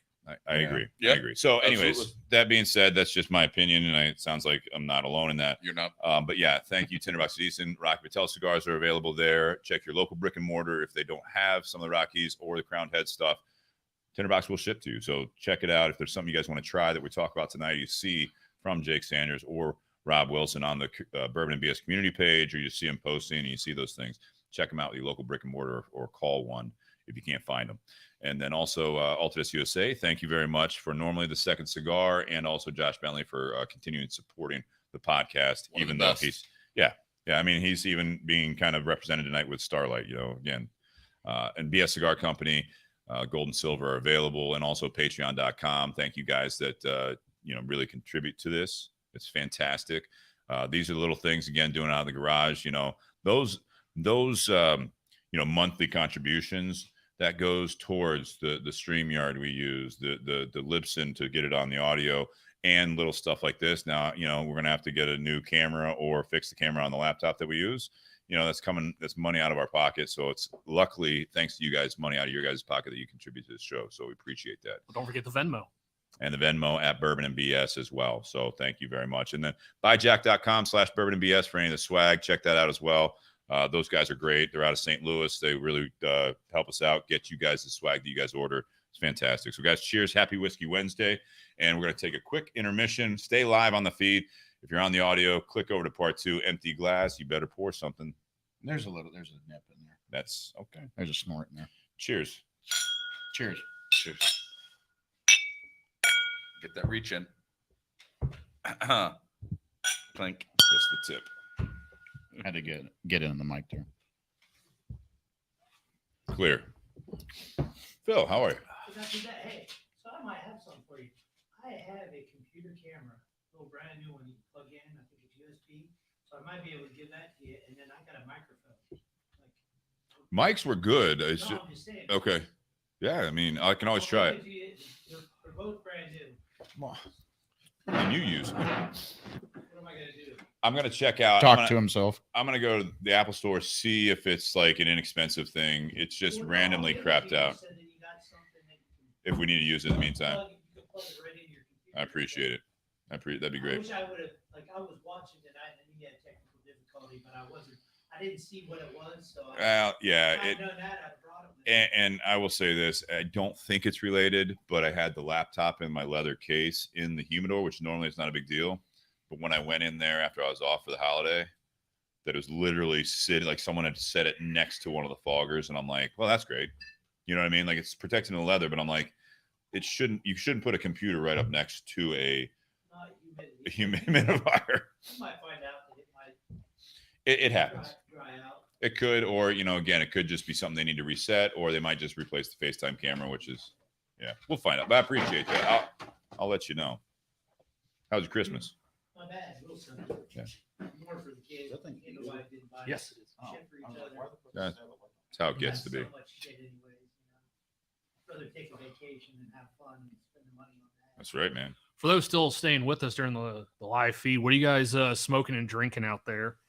And we're sorry because of the technical issues, we can't throw your comments and stuff up on the broadcast. So yeah, we'll read them up there. Yeah, yeah, this is my neighbor across the street. They're out of town, but they were like, yeah, we have an extra Chromebook if you want to use it. I was like, oh, so thanks to them again. Tim Dodge, I'm not putting my laptop in a bucket of rice. Thank you though. Scares me too much.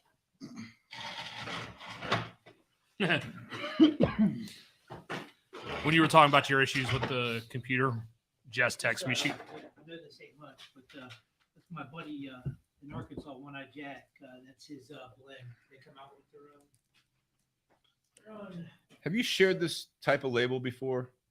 Because it looks familiar. Is this new? My buddy, that's his label to his cigar shop Okay. in Arkansas. Thanks. And ironically, it's like I'm smoking one of the Rocky Patels that he sent me overseas, and I didn't get to. ALR ALR 260. I didn't get to smoke, and actually, they're like. That's funny. The Rocky Patel is like one of their best sellers there. Nice. That's a great cigar there. It's a great cigar. We were talking about it because it's similar process. 2 years sat after being rolled like this one. Yeah, most of the accessories they sell now are all Rocky Patel. They're pretty much shit can cigar and everything because the price point of the lighters and the cutters and stuff and the quality. So, it's like they're for what they can get up and what they can sell them to the consumer, like your entry level, Yeah. your more premium Well, lighter and cutter. It's Zycar's missteps. It's cheaper than some of the other stuff, and then Zycar just shit the bed. And I used to be a diehard Zycar. We all were. Well, it literally, It's outsourced. their missteps are what have exalted the Rocky Patel Yeah. accessory line. No, but that's also Yeah, and again, all credit Doing to that Nish. Yeah, we don't even carry Yeah. Zycar, Yeah, Tinderbox has gone to but we, Rocky we Patel. carry Rocky Lotus. Patel lighters. Yeah, well, Lotus, yeah. Nish is really, But it's Rocky's. It's Rocky. It's Rocky saying like, "Hey, we're It's actually going to beautiful. honor our lifetime It's- warranty on stuff." And especially like I don't know It's not a company how guy other selling it. It's a lounges work, but gorgeous like lighter. with Burn, it was if we didn't have that old lighter that they once had, then we would just give them something that forget it was here. equal or more value as far as a lighter I'll goes catch it when they next time you return their shall, I'll give it broken back. one. which is awesome because your loyalty if you're going to your shop and you're shopping around, you know, paying X amount of dollars, you know, like they're going to stand behind it. That's what I like about Zycars. You go into a shop and if they had like a relative same model or whatnot, they wouldn't give you the bullshit of like we got to send it in, and then it just seemed like, you know, I don't know, 4 or 5 years ago their whole model changed. It was like, so it did. Sorry, we gotta ship it in, and you're like, okay, so like $90 lighter, right? $60 cutter, and now I gotta wait. I have a $79 Zycar lighter that even in the industry, like I have to send it in, and it's been sitting in my bag because I'm like, well, that's just trouble. You know, it's trouble I have to do. So, whatever you want, Phil. There's 3 of them. Not to take away from Robb's Starlight, but I just wanted to. That's all right. That just there you go. I just wanted to share. That just means more for us. I just like sharing. So Robb won't need another pour the rest of the night. So. He'll get one. I'll end up with one, I'm sure. There we go. Yep, that's definitely. Well, as long as you keep stuff in your glass, no one's gonna. Don't tell him that. All right, let's move these away so I can. Sorry, it's fine. You're hiding the host. Like, it's all right. It's all right. No one wants to see me anyway. Come on. No, it's true. Everyone just wants to hear him. All right. Yeah. Quality Importers rep is on next week. You ready? Jonathan Herring, that's not true.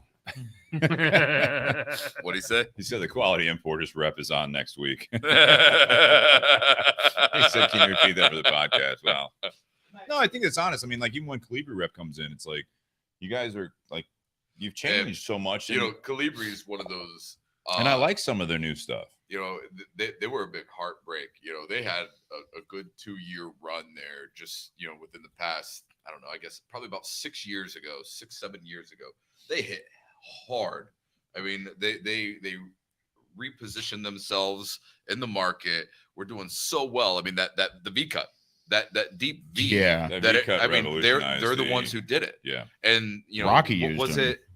I'm trying to think. What was there? Firebird? Was it? Is it Firebird? Yeah, that Firebird line for an inexpensive lighter. I mean, they were doing such good stuff, and they kind of tripped over themselves. They made some mistakes, and yeah. Again, it's one of those where when I started with Rocky. Like I mentioned early on the podcast, a lot of our accessories were just gimmicky type things. So it was hard as a salesman to sell the product because I had to stay, my word, I'm not a liar. And so I wanted to be able to stand behind the product, to be able to sell the product. And I didn't have that when I started with Rocky. Again, and I credit it all to Nish Patel. All to Nish. He took charge, really dove in with the accessories. He comes out with all the just new, beautiful ideas and keeps it fresh. Our warranty, everything is easy, and we've just been nailing it. It's funny because he's in Bentonville, Arkansas, so it's just like this isn't somebody that's like right down the road, so like, right. So it's cool to hear it, nationwide. Yeah, when they go around and like. I've been fortunate. I've met Rocky this year. I met him in Indianapolis. I met him out last, and just they're good dudes. There. I like their style. Yeah. Down to earth guys. They're probably pretty well to do. But you can actually have a conversation. Yeah, absolutely. And, to give you credit, like I don't see you much. You don't know me. But like every time I've seen you at all the smoke tent events and in the shop. You carry yourself well. It's exciting to buy their product and see that trickles down to the guy down there. Yeah. So give you a little kudos. Yeah. Thank you, sir. Thank you very much. I like sales. And no one watching this heard any of that. That's all right. I'm an outgoing guy, and I just like people that make you feel friendly. I'm blessed that I know Jake and Steve. So when I go in, very welcome to me. Well, that's the best part of this industry. I mean, but you'd be surprised how many tobaccos, any good sales guy. I see it. Like, I know. I see it. Just like any. Which one should I try? Industry, they're just like. Just take a pick. I don't care. Do that one. Are you there to just get a paycheck, or are you there to get Hey, a last paycheck and liquors. enjoy yourself? Right. And that's the benefit of a job like this is because, the paycheck is there, and I'm blessed to work with a company that takes care. But I get to get out, make friends, meet new people, have wonderful conversations. I've had the conversation with the guys today already.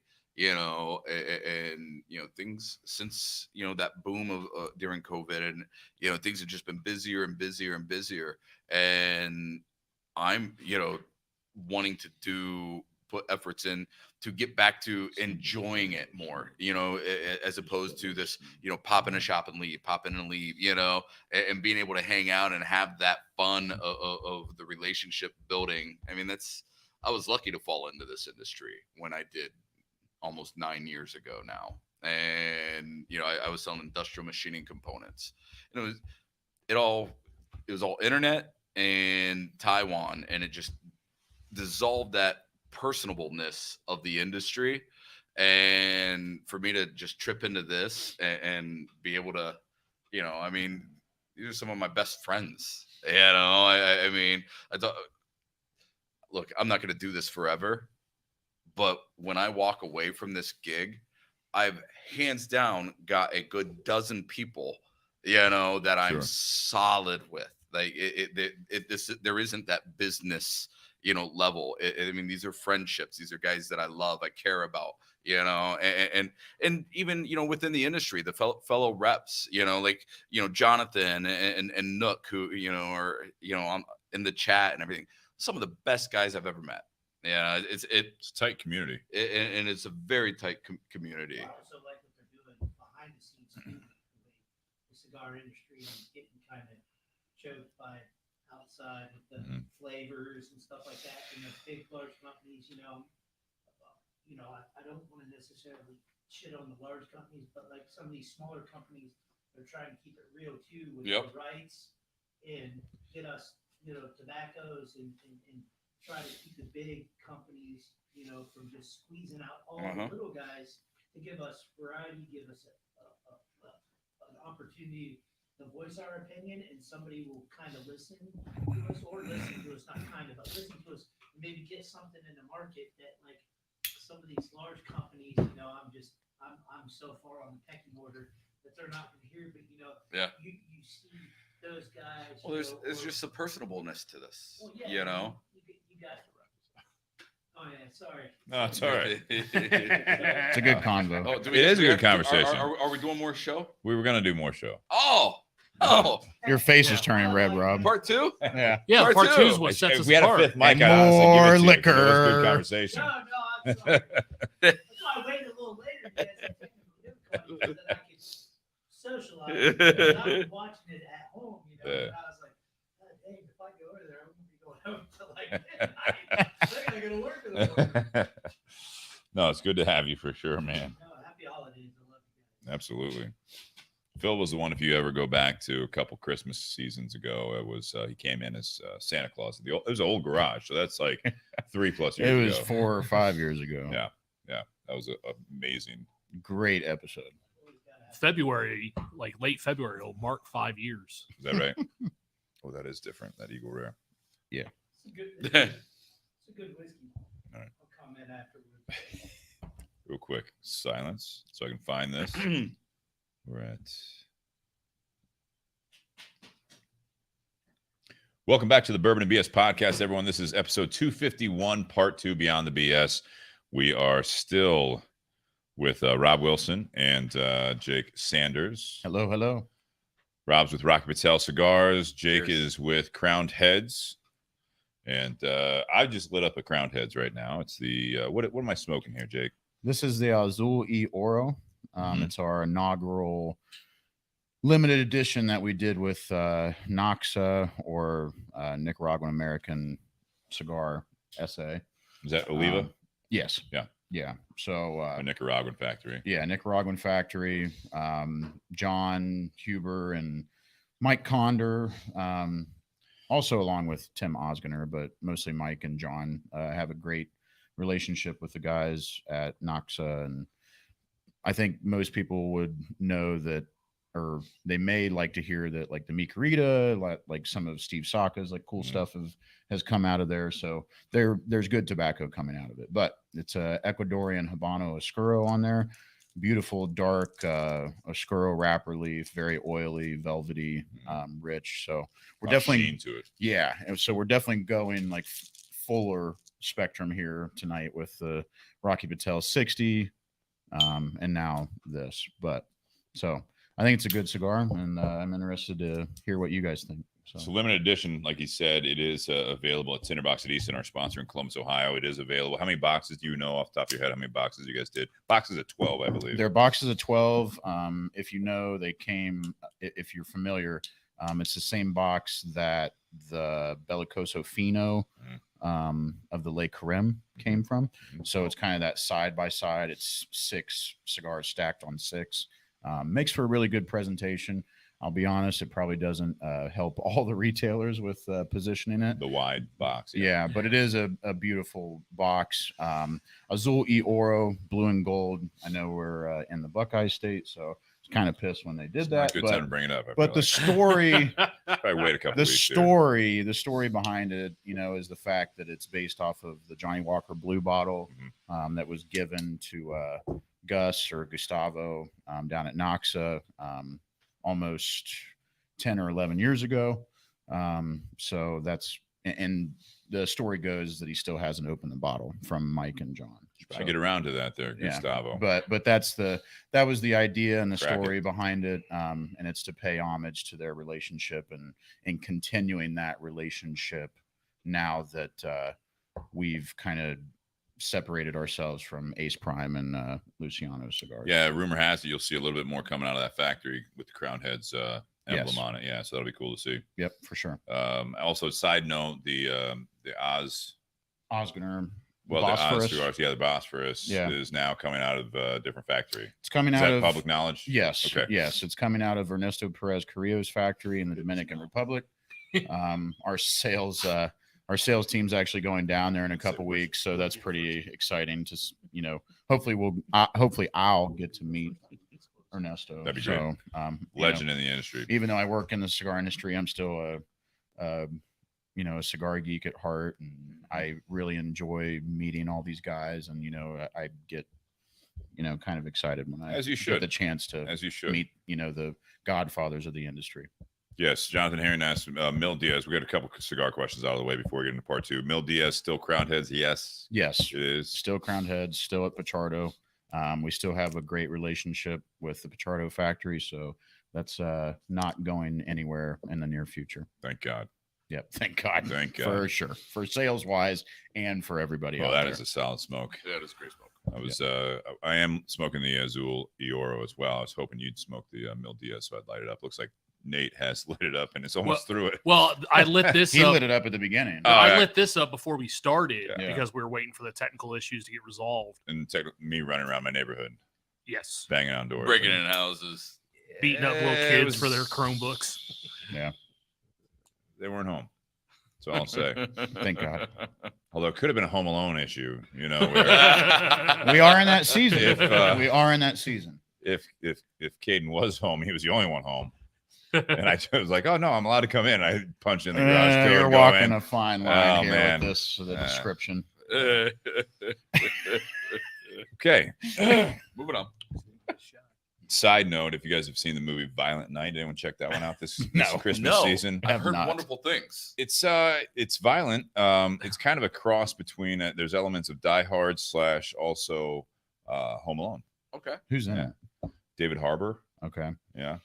And that's John Leguizamo is in it, and another kind of a Christmas movie legend, Beverly D'Angelo's in it. Oh, okay. Nice. So fair. Merry Christmas. A lot of good kill shots in that one. I watched The Night Before. Always good. Great movie. Always recommend Fat Man as well. Mel Yeah. Gibson. Fat Man's, that's not bad. That's very. That's I mean, not bad. That's a good movie. That's pretty funny.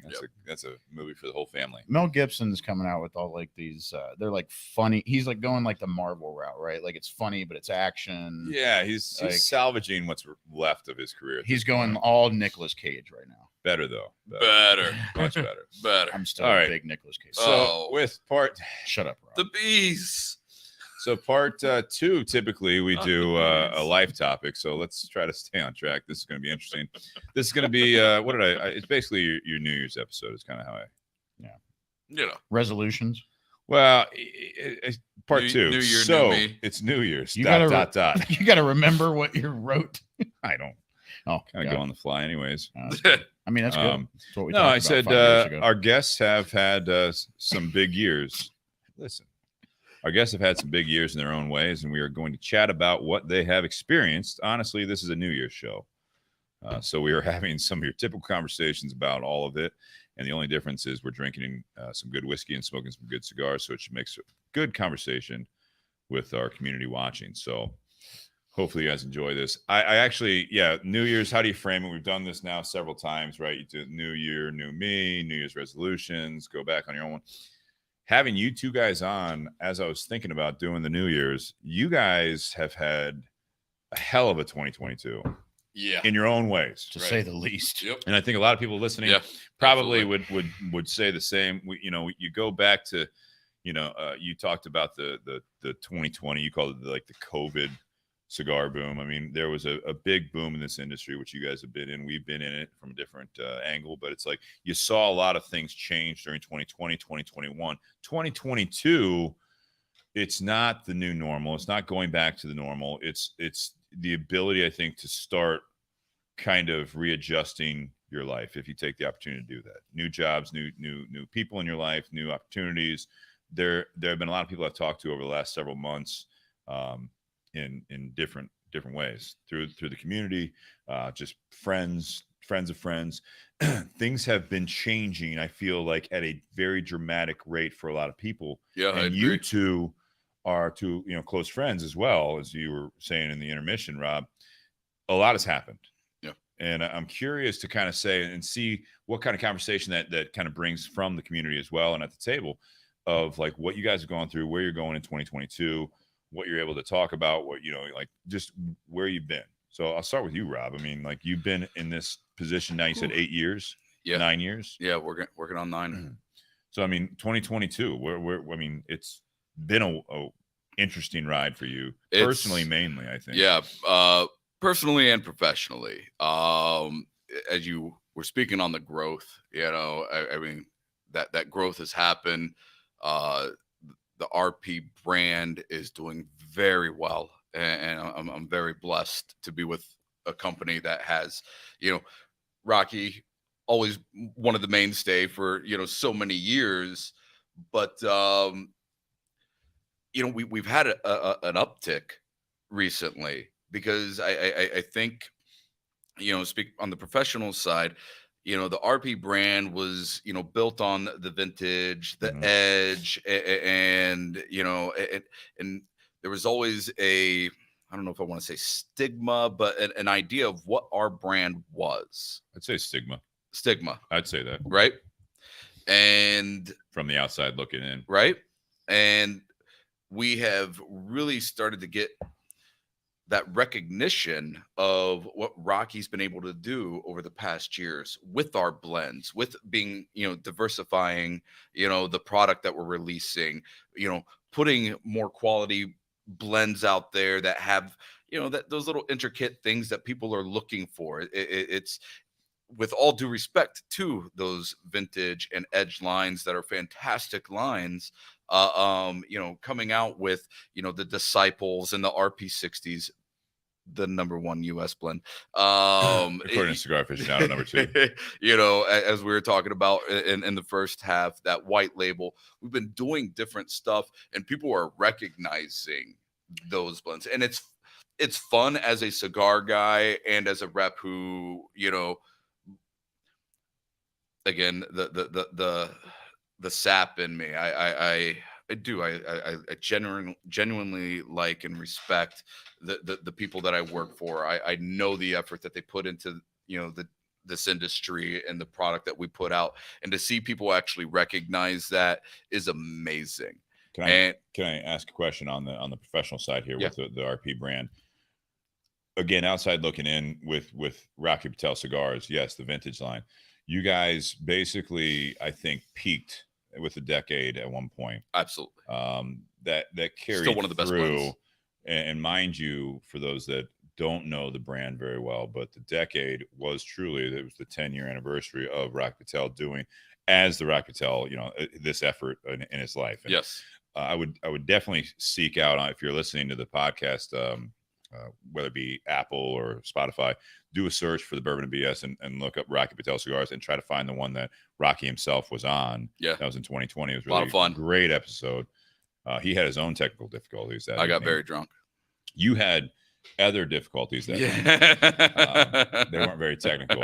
No, they were pretty basic mechanics there. Yeah. But no, it was interesting that you had the decade, and I'm not going to say that you guys rested on your laurels, but it was hard to beat that because you guys, I feel like you peaked at that 10-year anniversary. Then you had the 15, it was decent, it was good. You know what I mean? Like you were putting out, but I think Rocky had this reputation of putting out whatever, like 6 to 10 different cigars every year, and it's like, oh my god, like your portfolio is getting just watered only down. Stated the throwing shit at the wall, seeing what sticks. So, but then you see 2020 happen, and the way that your company responded.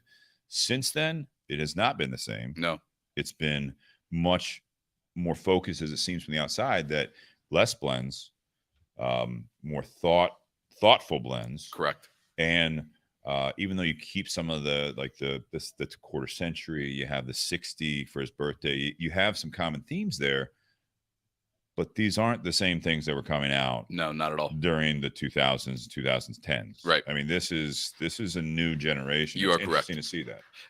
And again, both as a cigar guy and as the rep, it's fun to be a part of. It's nice when I'm out doing events and people start speaking differently about the brand, and they're not just walking in looking for any Rocky Patel. They're coming in and looking for a Grand Reserve. They're coming in and looking. The Disciple has been a huge hit. It's fun to see. Yeah. It does. It's one of those things. It makes the job worthwhile. It makes it fun to sell. So did it bring, and I'm not like, this is not a loaded question, did it bring more life into your job? Oh, absolutely. You going to work every day. Yeah, of course. I can see that. Yeah. Because it gives that little bit extra passion, that lights that fire, if you will, to get excited about a brand, a blend, and get it into people's hands, and seeing that reaction is fantastic. I mean, that's the most, again, Sap, one of the most fun things of this job is when you can introduce somebody to a new blend or a new something, and you see how much they enjoy it, and then you hear later how much they bought more, and they've introduced it to others. And I mean, that's just fun, Yeah. Most I would believe most reps out there share in that same sentiment. That's the fun of this. I mean, yeah. So yeah, business wise, everything's been great. We've been booming. We've been growing. A lot of new things are in the works for the future. So there's certainly that excitement there. But it's also a lot busier. It's a lot busier. Good problem to have. And it's one of those where it's a good problem to have. But you have to weigh things out and look at how you're doing things, and maybe have to adjust with that growth, because you've got to have more attention here or there, and look for like my inside sales guys for that extra support, that kind of thing. So and that way it's kind of nice too, because then you look for that team. You know, I've got a wonderful manager, and Nick Mitchell, who I took over, Great man. this territory from Nick. before. You know, I was in the Chicago territory previously, and then when he got moved into the management position, I took over the Michigan, Ohio, Kentucky, and I kept the Indiana territory as well. So, you know, when you see that growth and you have all this good things happening, you have I've got a wonderful inside sales guy in Damien and with Nick. And as we get busier, I need them more and more. And having that team, it makes the job more enjoyable because, you know, it's not just you out there on the road. And yeah. That's how you handle the growth, right? Yeah, absolutely. What on a personal level? Wow. Jake, how about your professional side of things? We want to take a break while he thinks about it. Do you need a moment, Rob, or you want to keep it professional? Yeah, go professional, Jake. I got a lot. You sure? Yeah, because we've got time. Okay. We've got time. We've got whiskey and cigars. I feel like that works for all of us at this table. Mm-hmm. Jake, professionally. 2022. I mean, as far as professionally, I think the last time I was on here, I was working for Rocky. So this is very fitting. Yeah, right. That I'm on here with my good friend Robb Wilson with Rocky Patel Cigars. You were on, actually, sorry to correct you. You were on remotely. You were with Crown Heads. I was. Yeah. Yep. But last time you were in the garage, I'm just lying at this point. I was on here with Miguel and Jack Toronto too. Jack and I was Tyler sitting were in here. the garage. Yeah, I was in the garage. Yeah, as I well. completely forgot. I understand why you blocked that out. Well, I had my boss with me, so I had to really hone in. That was the last rum night we had. The rum night, yeah. Why is the rum gone? That was a night in the garage and the patio. It really was. It was good.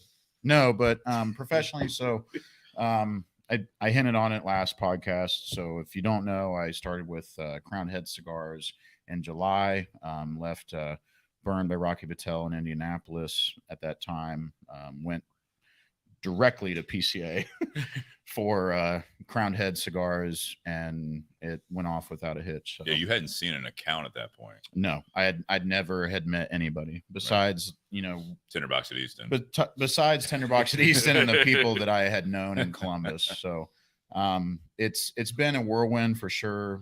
Miguel is a great boss.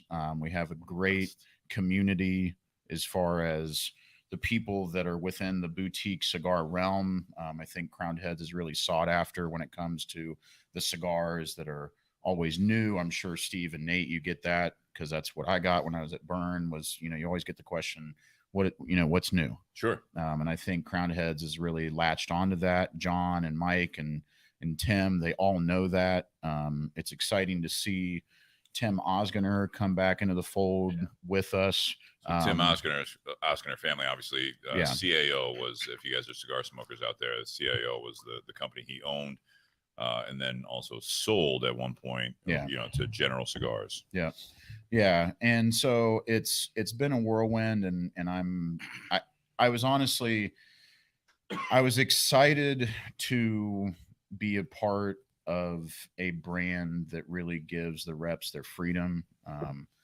They've greeted me with open arms, and Miguel trusts me, and the owners trust me, and they know my work ethic, and it's exciting to, I guess, have that light kind of shown to yourself a little bit. So if that makes sense. Absolutely. So a lot has changed. I have a very, very large territory. Rob and I were talking about that earlier, but slightly different. But Crown Heads is a much smaller company compared to Rocky Patel, but that doesn't mean that the goals are any different. So when it comes to someone, like Rob, and it's not a slight at you, but Rob is handling 4 states and I'm handling 10. But I love traveling. It's really shown me a different light as far as the cigar industry. It's cool to see in my own eyes, when I look at myself in the mirror, where you go from being at the Tinderbox for almost 3 years and then, fighting to go and get into the cigar industry full time, and then having a great friend like Rob or Josh Bentley with Altadis, and and people like really showing out for you and trying to get you to where you want to be. And I say that because there's really, I believe you can't really get anywhere without knowing anybody anymore in this world. If you really want to, it's the age-old saying, right? If you really want to get to a special place, and especially in a niche market like cigars, you got to know people. So with Robb's help, going to Burn by Rocky Patel, Indianapolis, and then, knowing Miguel and going through that process, and then getting the job, and now traveling to Connecticut and Maine, and like having half of the Midwest with our other Midwest rep. It's really cool to see. And I think that the territory for myself professionally has a lot of room to grow. It doesn't mean that it was being mismanaged beforehand. It just means that there's a lot of opportunity there for myself. There's a lot of opportunity there for Crowned Heads, and there's a lot of opportunity for the people that haven't really smoked Crowned Heads in that territory. Well, I mean, your territory was being managed by Miguel, to my understanding. But he can't do everything. He's also the national sales manager. He's also international. You're right. International. So he's doing double, triple duty. So it's good to see. He had been looking for a long time. For actually, it was multiple years. It wasn't just months. It was like 3 or 4 years he was looking for that. And I just remember when he was, he'd keep coming to the Smoking 10 event, which is coming up in March again. I mean, you're going back probably like 3 or 4 10 events. So that's 4 or 5 years that I recall that he's looking for someone for this area. I mean, I'm that's just big. Yeah, it's big. And I'm glad that it's kind of, I feel like what I say like comes off wrong, but I'm glad that Miguel finally, gave me a chance, after seeing what we had done with Burn Indy. I think that the writing was on the wall as far as what I brought to the table. I think that I made a good name for myself, and I made a good name for Rocky Patel, and that's not to boast. It's just facts. It's facts. And it really showed when I'm speaking to the owners of Crowned Heads. Absolutely. And when these guys come from a massive conglomerate like CAO, and even though that Crowned Heads is smaller in today's market, these guys still have a large conglomerate mindset. Yeah, they're so they know talent, and they know what they expect, and they know what they want. And I'm just glad that I fit that mold, and I think that they're very pleased with what's going on. So I think there's a lot of room to grow professionally with this territory, like I said, and I'm excited to see with certain avenues that I'm going to implement with the territory and see what they do and how it comes to light. Let me ask you this: when you put in your resume, or they were going through the application process, did you have to put down any references? Yeah. Okay. And you were one of them. All right. I think I appreciate that, because I will say, going back to your point of like the age-old thing is like it's not what you know, it's who you know.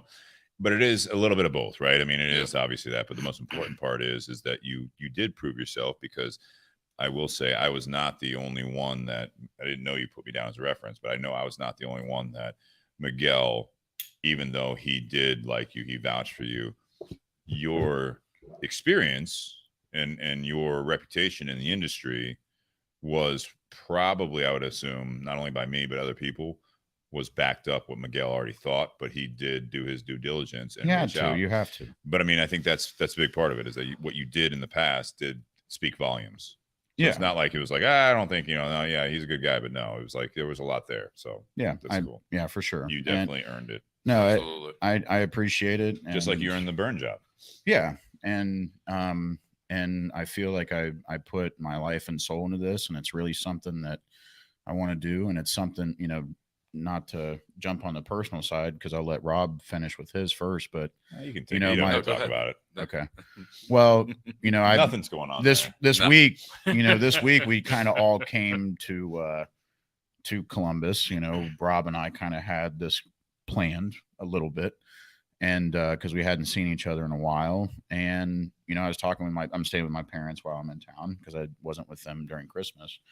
And we were talking about how like what my life's like trajectory was and what I had planned in high school and college and everything, and that is completely completely shifted. And slightly. Seeing old friends and seeing people from high school and stuff like that, it's that this was kind of the last thing that anybody thought I would do. So it's interesting to see yourself evolve, especially coming up on like a New Year's kind of resolution time.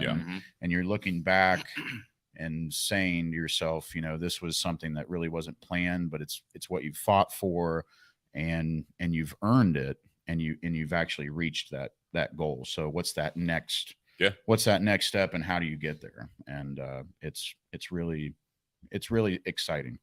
That is exciting. And I mean, not to speak for you specifically, but I think there's a mindset also that you have to appreciate where you're at the moment.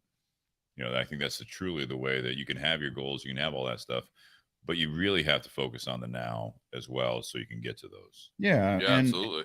And appreciating like what you've done. Yeah. Right. There's what's the age old saying of like, you're like, don't live in the past, or whatever. Yeah. And I don't know the whole saying, but that is a saying. But don't live in the past is a saying. Okay. I just wanted to make sure. But I feel like I do live in the past a lot, but I feel like the reason why I do that is because I don't want to repeat the mistakes that I did. I don't think you live in the past. I'm sorry to interrupt. Yeah, you're good. But tell him how he feels. No, yeah. Tell him how he feels. But seriously, you don't know what you know. Right? Correct him, will you? Well, but knowing you for the time that I've got to know you, I've always be in your wedding, by the way. Right. You both are keeping score at home. Best man's, right? I've always said one of the things I respect about you greatly is that you are very reflective of who you are, where you've been, what you've done, and you've made those adjustments, and have even when they piss me off, even when they piss you off. Absolutely, that shows quality, and you've made those efforts to reach that next level. You're one of the hardest workers I've ever met, and I appreciate that. Thank you. And it. For me to, and I'll say, I don't put it out there for a lot of people. You don't get whiskey pours like that, right? Also, for the record, it still happened at Burn. It still happened. It definitely happened at Burn. To put, I made sure it did. Yes, he did a lot of times. Phil's laughing in the audience because he knows a whole lot of times. But I don't. I'm not one. I don't extend myself unless I truly believe in the person, and I do. You really did too. You called me out of the blue. I was down on my luck, and it was one of those, because I respect the fact that, again, you reflect on the past. You don't live in the past. You reflect on the past, and that's what makes you do better in the future. Yeah, and it's as a friend. It is exciting for me to see you and where you've been and what you've done and where that next step is going to be for you. Yeah, I appreciate it. I just think it's wonderful. It's you couldn't ask for more to see for a friend. Yeah, I appreciate it. I just hope I do hope Crown Heads gets bigger, and I hope that I'm a part of that. So I think you're going to be a crucial part of it. You honestly. Will absolutely. Yeah. So it's definitely changed. It's changed my way of looking at Crowned Heads and like boutique style cigars. Absolutely. Because you go from Rocky Patel, and you go from managing a big lounge, and then you go to a boutique. I mean, I'll be honest, I didn't really smoke a lot of Crowned Heads. And then, you get a trunk allotment, and you're, for you, it sounds like a truck. It is a truck. And it's a good thing, because they know that that's what it takes. Good thing you drive an SUV. You're like, yes. I got a pretty big car. You're gonna give me a trunk allotment. Yeah. Pretty big trunk. But they know that's what it takes. John Huber is such an amazing man, and he knows that it takes getting cigars in people's hands to allow them to experience what he keeps telling everybody. And sometimes it takes that much, because people aren't going to just buy for the brand anymore. There's so many options when it comes down to it, and that's just what it takes. But like I said, the future is very bright. Crowned Heads is coming off of another record-breaking year. from 2021 and then 2022. And I've smoked some of the test blends. I've been blessed to have just create a relationship with John, and he sends me, stuff and allows me to give my opinion on things, which is, you don't see that a lot in corporations. It's very empowering. And it's pretty cool as the new guy in the company to get, the boss's ear. Well, I'll tell you what.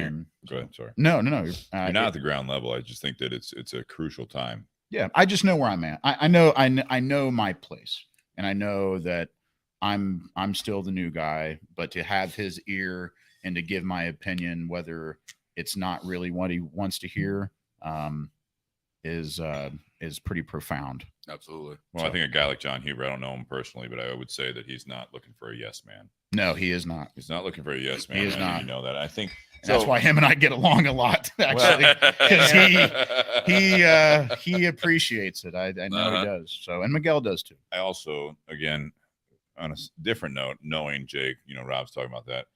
I also think that the couple years, 2 or 3 years at Burn, and again, growing professionally, your tact has probably gained some ground as far as how you give feedback.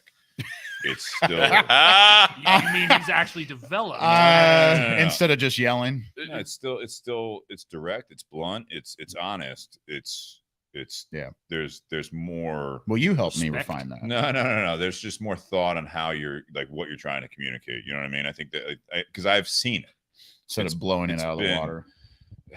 Yeah, instead of taking your ball and going home, it's more of, we can still play the game, but I need to lay some ground rules. It's more Jack Ryan and less Vietnam. Learn from the past. Learn from the past and enjoy the future. Yeah. Absolutely. Cheers. I do want to.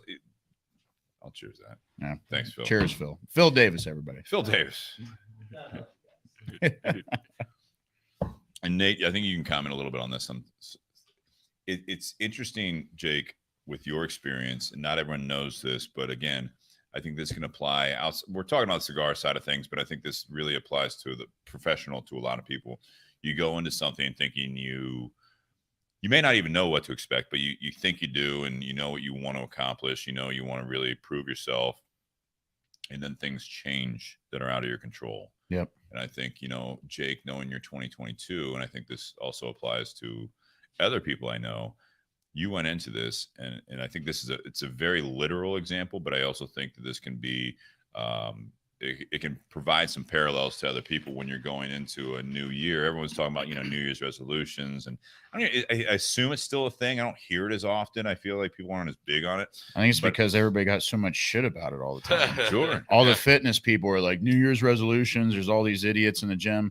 Well, if it doesn't matter what gives people motivation. If they want to go in June or January 1st because they want to make themselves better and they don't go back in February, well, they still made themselves better. All right. So let me use that metaphor as something. You join a gym, you're giving all you can, right? Yeah. And all of a sudden your gym closes that you joined. Yeah. Do you join a new one? You say, new year, new me. I'm going to get healthy. I'm going to start changing my diet. I'm going to start exercising. I'm going to do all these new habits and all that stuff. And then you all of a sudden aren't feeling well. And the doctor says, well, you have a serious health condition. These are those things that I look at even in your professional career, Jake. You went into this less than a year, so about a half a year. And in that time, you were promoting a lot of cigars that were being made at a factory and teamed up with someone. Yeah, I didn't know where you're going with this, but Well, yeah, well done. Well done. Jesus. That was kind of brilliant. Wow. All right. So what happened with Crowned Heads is that their whole This guy. anything coming out. All right. I'm glad I asked Miguel for a response. You guys do realize he's really good at this, right? Yeah, I All right, know. everyone calm down. Talk about always getting better and growing, Steve. All right. I'll say it now. I've told you That this glass before, got bro.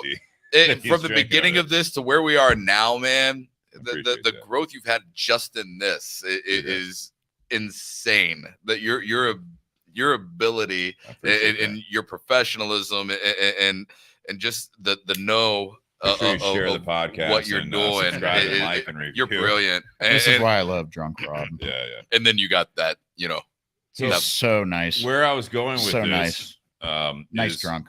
I think he's a nice drunk. What I'm saying though is I think we can apply this.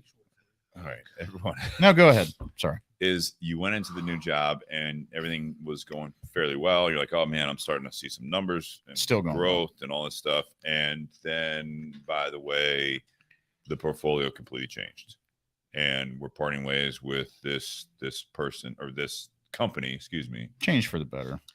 Right now, but again, it's how you adapt to that. You know what I mean? Yeah. You're going in. I mean, even from my vantage point, being at the tinderbox at Easton, it was like, all right, so all the stuff that we were bringing on were coming out of this certain factory, certain relationship that your company had developed, and then as you're rounding out the end of the year, it came crashing down, and now it's like, okay, well, where are we going with it? I think you have your company has a good handle on it, but I think this is something that happens a lot. Again, using that gym metaphor, you go into it, you're ready to go, you give it your all, and now the outside factors come in and absolutely try to take you out at the knees. Do you keep going? How do you keep going? What is the response there?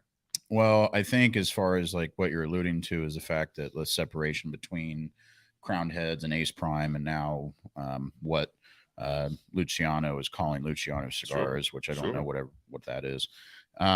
But I think, especially coming directly out of the PCA, it was an interesting time because of this, like the separation coming. We didn't know it as reps just because we're not owed that. It's not your place at that moment. It's not our company. It's not our pecking order. Sure. And I know that. But the separation is very justified, and good luck to Luciano Cigars and whatever they're doing. But it's it definitely needed to happen, and it's not going to hurt Crowned Heads. So I think at the bottom line, me coming into the fold, I didn't even have enough groundwork that was laid for. You're still hungry for Ace Prime Cigars. I was more concerned with the core of the company. We just distributed for Ace Prime. And as far as what it looked in my eyes was the fact that I needed to pay more attention to our stuff anyways. But that's just the salesman in me. So, and that's the what's new though. That's what I think that was the current direction. Right. But if you look at it like, Ace Prime had 2 new cigars with a couple different Vitolas that came out of like the Dreamer. And that's all good and everything. But you had 2 new cigars coming out of Oz Family Cigars distributed by Crowned Heads. And that's the 2 big ones that were heard around the world. I love hearing that because you could easily focus on the negative. I mean, I'm not trying to bring it up with this specific example. I mean, like, you coming in there, even before that, the relationship with Ace Prime Cigars was the Juarez. That was the initial thing. We had Miguel on here, and that was like the beginning of that relationship. Right. And then it was, like you said, even the Mil Diaz project was a big one. But then it started being the distribution of it all. Yeah. Pichardo and then all that stuff. I like the mindset where it's like things have changed. You're like, now it's like, this is the new direction. This is still the focus. I mean, going back to, the New Year's resolution, like you were bringing up the fitness people, all that stuff. It's like, oh yeah, these people aren't going to last. There are sometimes there is the negative things around that you don't stick to the resolutions. You don't stick to the goals, whether it be a new year or just a new venture. And I love hearing that because I think it's super impactful that people need to hear that. It's like, you can go in there thinking that this is the new job. This is the new thing I'm going to do for myself. This is the new diet. This is my new exercise, whatever it is. But like the new job. And then all of a sudden within the first year, you get a new boss. Within the first year, like the first effort that you're doing it, the expectations change, and you're like, it's an uncomfortable thing for a lot of people. They're like, no, I went in doing this. People fear change regardless, but especially when you're diving into something, you seem to have a really good head on your shoulders that I think applies to a lot of aspects in life, not just this. Well, I appreciate that. Yeah. I mean, I've worked really hard at it, but I also, and to Rob's point, I do a lot of reflecting. I'm constantly reflecting, and that's why I'm exhausted at every day. But to go back to the cigar thing, as far as like Ace Prime and Crowned Heads, you know, that was the misconception, was that everybody thought that everybody thought that the Pachardo was Ace Prime, and that was just, or Ace Prime was Luciano, and that was just not the case. And I think what really ended up happening was that there was a lot of things that came to light, and that's why there was a separation. So I think a lot. I won't really speak on it more, but No, I'm not asking you to. But I think there's going to be a lot of things that will come to light in the next year, and some true colors will be shown. So with that, but I think with that, like, you know, I'm thinking like you're coming in as a new sales rep, and those are cigars that you're distributing. yeah. So if you sell that, like, you're still getting credit for your numbers for selling that product, And then they drop. and now all of a sudden they drop. But what that allows is now you have the opportunity, and I like that you said it already, because what your mindset already was, if your mindset was, I want to push everything as much as I can, like whether it's a Crowned Heads, whether it's a Luciano, You cigar, take care of your core. Yeah.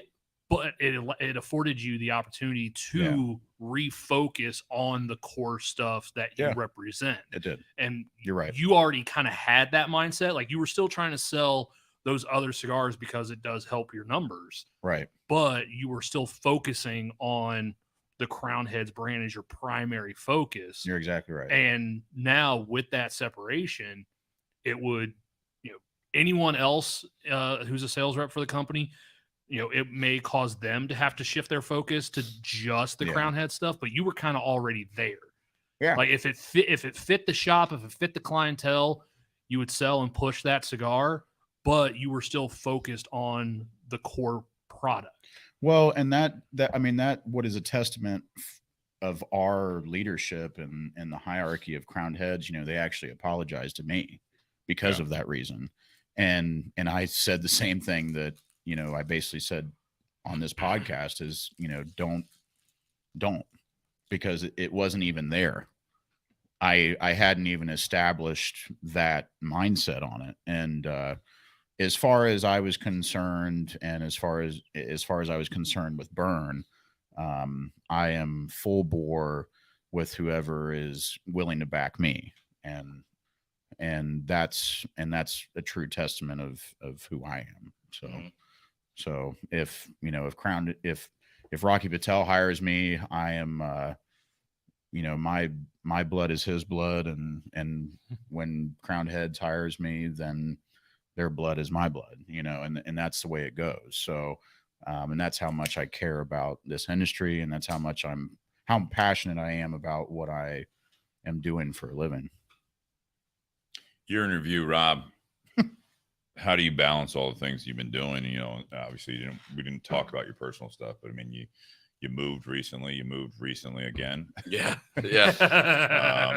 Twice in the past 2 years. Anything else I really wish you were still down here. Yeah. Because we didn't see him. We do too. I feel like if I was, because I'm moving back to Ohio. Oh, are you? And I feel they're traveling salespeople. I still feel, I know, but when you're home, it's like, hey man, you want to go grab like a drink together? You want to come over and have steaks? I'm like, well, now I got to drive like 2 hours, and I'm not really like it anymore. I mean, like Nate and I live here, but that's cool. I mean, Phil's down the road too. I mean, I invite you guys over every time to come out to my parents' house. There's still be at plenty 10 of o'clock those. at night in 40-degree weather, and it's on the night after. There will work still next be morning. plenty. Well, of those and I come out. moments. You do come out. I'm excited that you drive more than 10 miles. Yeah, me too. It's really, really astounding. I mean, You know, when you have your place and I come over and buy a house on this side of town. and you're I wish I pouring did find a house in ridiculous this cul-de-sac drinks. or in the cul-de-sac. I'm sorry. Go ahead, Rob. No, I was just saying, you know, I mean, when I come down and you're pouring ridiculous drinks, and I mean, I'll have a guest room. There will be plenty Plenty nights. I know. That's why Alicia said, well, do we look for like a 3-bedroom or a 4-bedroom? I'm like, we got to look for the other one for Rob. Yeah, absolutely. Absolutely. I just got to do 'Cause my. I seem got to to fold only my get laundry for drunk Rob. when I'm with you. I think a lot of And people, Jonathan. I think a lot of people have that And same Jonathan. story. I think a lot of people have that same story, which is good. I would rather be the guy. I like being left out of That- that, even though I think it's inaccurate. We haven't got to you yet. I just live here. It's always a good time. It's Always. How do you balance it, Rob? I mean, what's going on? I mean, again, I think this is a big thing. New New Year's resolutions. A lot of that. It's always. I do believe that some people get so dialed in on whatever they're trying to, and then we are reflecting on 2022. But I mean, with the New Year's thing, there's some overcorrection. I think that some people go through. Right. Where they're so Naturally. focused on something, whether it be like you were saying, like the fitness thing is obviously the typical thing for the new year. I think financial stability for some people, all this stuff, they get so dialed in that they don't balance the rest of their lives, the significant others, Man, it's all tough. that stuff. It is It's tough. I mean, but it does. It comes with, to go back to the whole self-reflection kind of thing. Yeah. Because you've got to step back and look at everything that's going on. I mean, the world's not slowing down, and most of our lives are certainly not slowing down. It's definitely changed, though. Yeah. But to be able to step back, look at yourself, look at where you're at and where you are going, and be able to, to be able to, put those things in order, if you will, depending on what it is, whether it is I've got to hit the gym, whether it is I'm looking for a new job, whether it is, wanting to be, have more personal time and spend time with friends and family or loved ones. I mean, balance is everything in life, Yeah. I mean, Miyagi said it best, Wax on, wax off. Yes. Yeah, exactly. That was a big interpretation. That's what you wanted to say was wax on, wax off. That's I feel like that can be interpreted 50 million different ways. that's why it was so well, nice. Miyagi talked about balance. Okay. Yeah. Yeah, like the yin and yang. The whole crane kick. I was gonna- you're not gonna- It was about balance. Yes. All right, Absolutely. who wants to see Robb Wilson do a crane kick? Nobody. Nobody. I would. But really like I mean, to it's see it. difficult. Kinda do. I mean, and it is. It's one of those things. I mean, like as I get older, I've learned to find balance. I remember when I moved up to Chicago originally, I was all in on work. I buried my life into work, and that's all I had. Yeah. For a good 4 years of my life, it was all work. And yeah, I mean, I built a good name for myself with the previous industry that I was in, and I mean, there was, What'd you do before cigars? industrial machining components sales. So gearboxes, gear motors. Did you have what was your territory for that? West Coast and Canada. From Ohio or from Chicago? From Chicago. Wow. Yeah. And Let's drive. Yeah, it's right around the corner. yeah. But I buried myself into that, and that's after so many years, it's all I had. And 08 happened, I got laid off, and I found the job back in the industry, and that was a big realization, like, wow, I've given everything to this, and I really didn't have a whole lot else. So when I was able to trip into this industry and find something where I started having fun, and I started meeting people, and from meeting those people, I grew so much, and realizing, just those little things of what's more important, what's this, what's that, I mean, obviously one of the biggest reasons we've talked many a times about why I'm back in Ohio, to get closer back to family, be closer to the things that matter to me, the things that made me who I am, my friends, my family. I mean, that's who I am. I'm, everybody knows, this is no secret, I'm an all heart guy. I'm and I need that in my life. I can't just be about work. Are you still single? I'm not lucky. Oh, really? I am. He's got a wonderful fiance. I have a wonderful fiance. I was finally lucky to find someone that helped balance Happened me. fast too. It was Tinder, dude. Like, I met her on Tinder. I remember you texted me and said, wild. I remember you texted me and you said you were looking for rings, and I'm like, all right. Yeah. Well, I mean, that was 3 years. Still, I mean, we were together for 3 years. Not everyone does the 8-year plan. Thank you. Thank you. But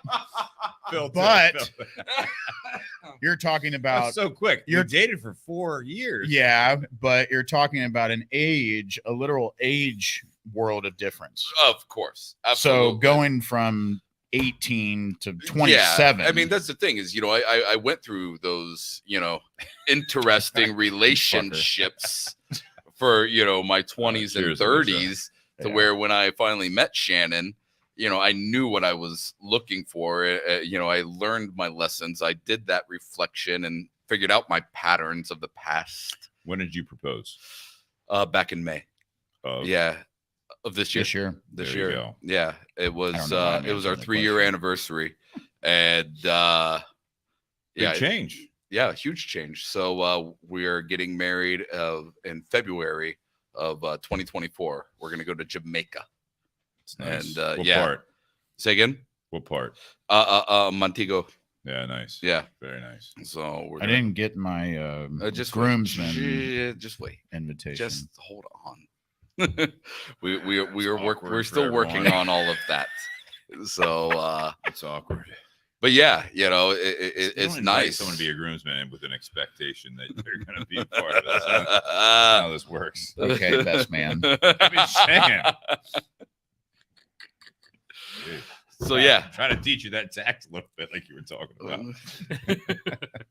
So I was trying to say that was a big part of your personal life in 2022. Oh, looking back, immensely. That was huge. Yeah, I And when did you move up to Cleveland? That was 2021. It was towards the tail end. Yeah, absolutely. Yeah, it was COVID that actually helped our relationship, oddly.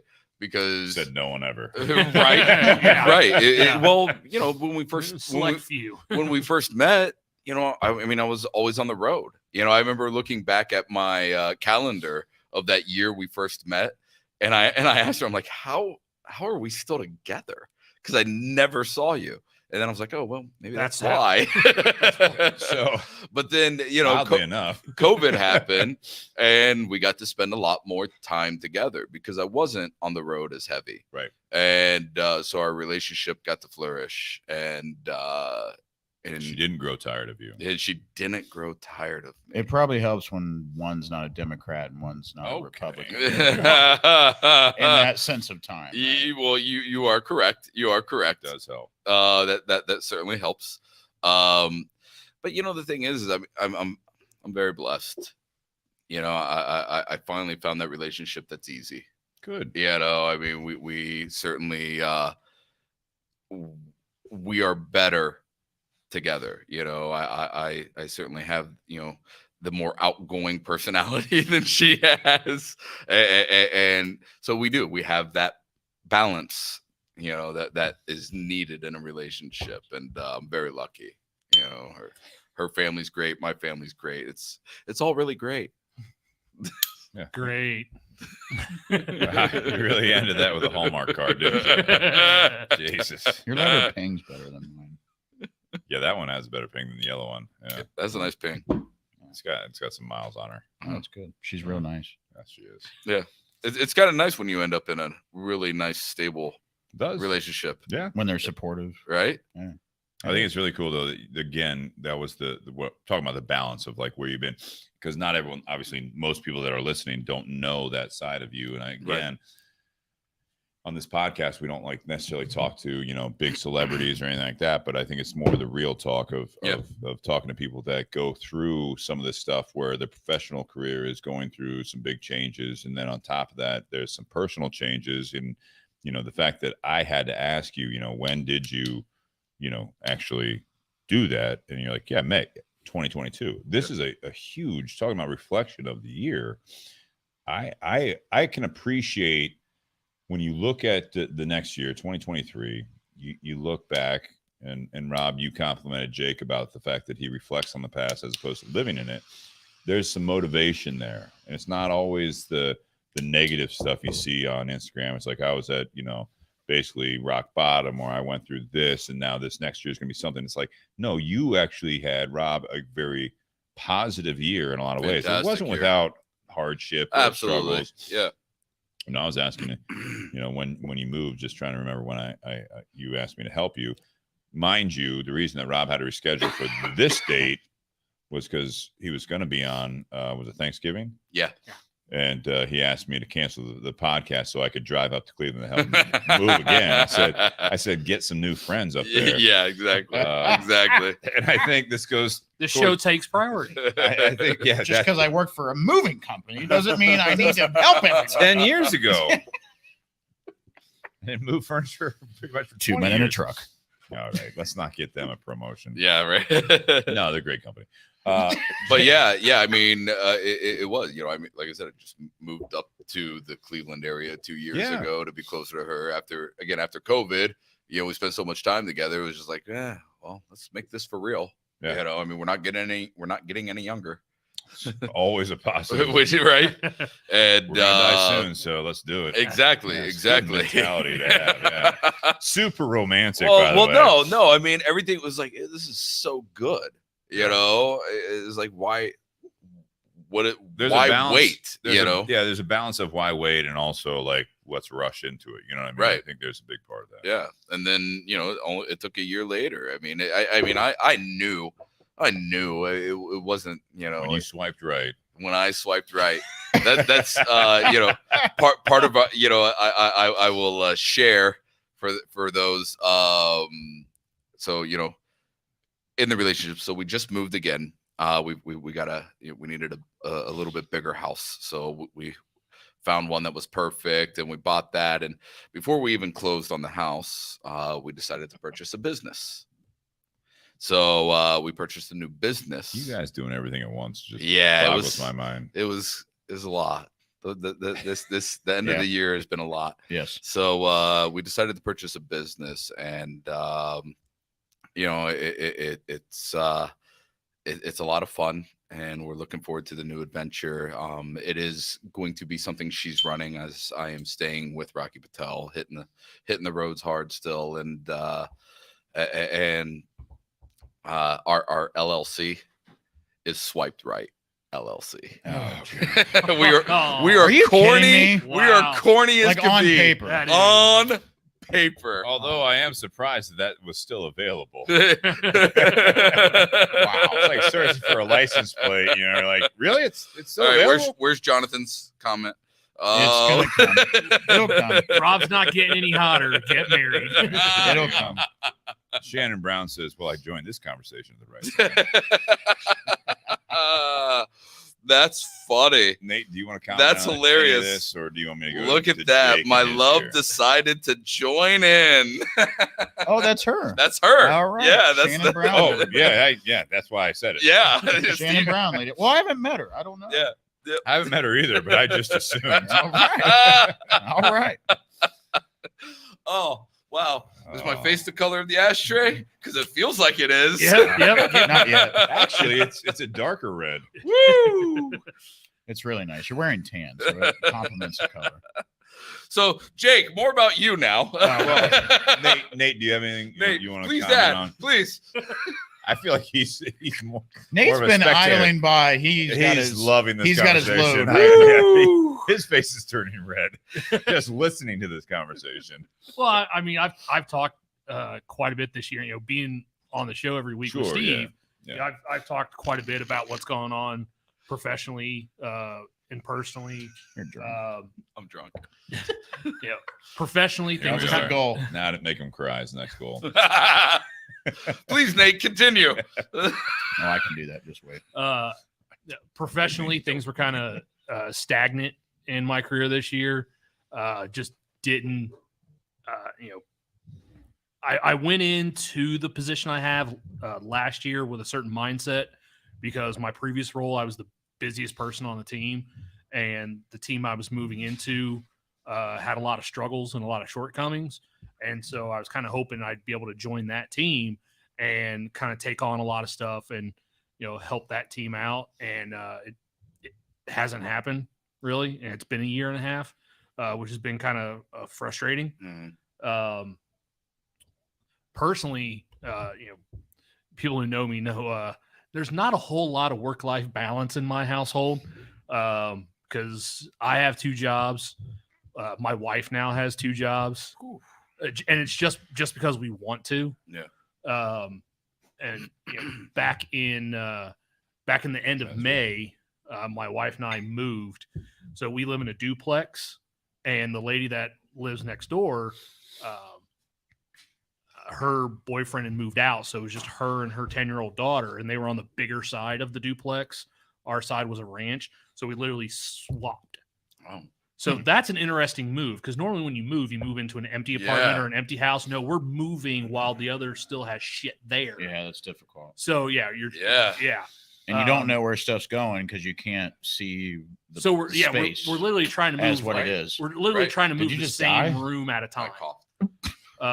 And then with that, part of the other reason for that move was right after we made that switch, my mother-in-law moved in with us because earlier this year she had some serious health issues that came up, and she had an aneurysm a week before her birthday, and so sorry to hear that. No, she's doing a lot better. Although the other day there was kind of a little bit of a scare because I was in the bathroom getting ready, and all of a sudden I heard a thump, and I look out in the bedroom. My wife's still laying in bed, and she's like, "Did you drop something?" And I was like, "You need to go check on your mom." Yeah, she was rough. Yeah, she fainted going to the bathroom. Wow. So, and it's just because she works 2 jobs, and her second job is retail. Yeah. So obviously, leading up to Christmas, she just pushed herself too much. Right. And so like we made her, not go into Macy's for the next couple of days. Yeah. Right. I was like, yeah, they'll survive without you. And I mean, so none of us really have that much of a work-life balance, but I think the key when you have that kind of a situation is the nights that you do get to spend together, actually spend them together and do something together. Absolutely. Having 2 stories with a basement, like all 3 of us work from home. My wife's got her stuff set up in the basement. I'm on the main floor, and her mom's in the spare bedroom. Wow. So all 3 of us work on a different floor. Yeah. And it's very easy at the end of the day when we're sitting at home, like, all right, I'm going to go watch TV in the basement. You're in the living room. Your mom's up in her bedroom watching TV. Like, it's very easy to do that. But one of the, we've tried to integrate some things together, like actually sitting down at the dining room table and having dinners together. Yeah. My wife and I, we've done Steak and Wine Sunday for several years now. That was a pre-COVID thing. I just never put pictures out there. But it's something what vegetable do you guys usually have? Green beans. Okay. With bacon. That works. It's a science experiment. The only thing that changes is the wine. Do you like jalapeno poppers? No. Oh, damn it. Jalapeno poppers. Yeah, I don't know. This isn't Chili's. Well, I mean, it could be against Chili's. God damn it. Could be cheddars. Ooh, I remember cheddars. There's a lot of them in West Virginia. But no, I mean, it was just, building off of the things that we already did. And, now we're incorporating another aspect into that and, making it more of, a family dinner or, family get together. I like that. I gotta say, Nate, like I know we're not like super close, but like I've always been kind of amazed like how you like balance a lot of different stuff. Yeah, I mean full-time job, and then I'm at the shop. Like you you change a lot, not like as a slight or I feel like you adapt well when it comes to everything that's changing and you work towards it and you just like go on to the next one, So like you work around it and well, I mean, I always had the mindset, just push through it. it may not necessarily be. It's a good mindset. It may not necessarily be what I want to do, especially long term. But if I'm gonna be doing it right now, you have a very good rational mind. Do it. You have a very good rational mind. A bit of survival to it. Yeah, you in the years that I've known you, I mean, anything that's been presented, that's been put in front of you, you have a really good quality to deduce that situation and make the best of it. Always, you always have a positive outlook on it. Well, I wouldn't necessarily say I always have a positive outlook, because I'll be honest, I don't always. Merry Christmas. But yeah, Happy New Year. Yeah, Merry Christmas. Kiss his ass, kiss my ass. Yeah. There was a lot. No, I didn't say that at Christmas, but there was a lot of that attitude. But no. Thank you for sharing. When well, you're the one who commented first on that when I posted that. But no, sometimes life deals you a hand. Yeah. And it's not the best hand. It's not necessarily a hand you're going to win the pot with. Fucking nice cider. But like you just have to play the hand you're dealt, and either work your way through it, or just work towards getting a better hand. You got to focus and keep moving forward. You can't just sit there and be like, you know what, I got dealt a shitty hand. I'm just gonna quit the game. Right. Well, then what the hell's that accomplish? It doesn't accomplish anything, because then all you're constantly doing is resetting. Yeah. You're not actually growing or advancing. You're just resetting and starting over. And you'll do it again. You'll do it again. You'll do it again. Right? Absolutely. It becomes habitual if you do that. Sure. And I mean, so the only thing you can do when something difficult comes up is just push through it. Just do it. Do the best that you can. Yeah. Because if a bad situation comes up and you half-ass it and you don't handle it properly, it's just going to make things worse afterwards. It's things aren't necessarily going to improve that much once that situation's dealt with, because now you've already had that negative mindset. So that way, then when something good comes up, you just have a negative mindset and you're just going to fuck it up in your head before you ever take a chance. Right. All right. So looking forward. Well, I've gotten so many text messages after that. Do you want to read them on the mic? I love it. My wife misses jalapeno poppers. See?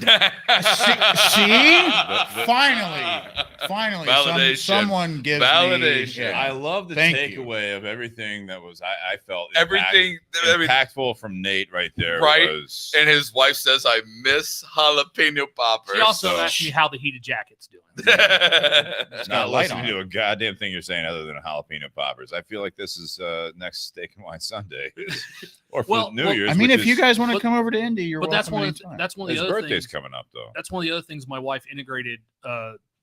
I think it was earlier this year. Jalapeno poppers. No, earlier this year with our Steak and Wine dinners. No, but Prime 47 does.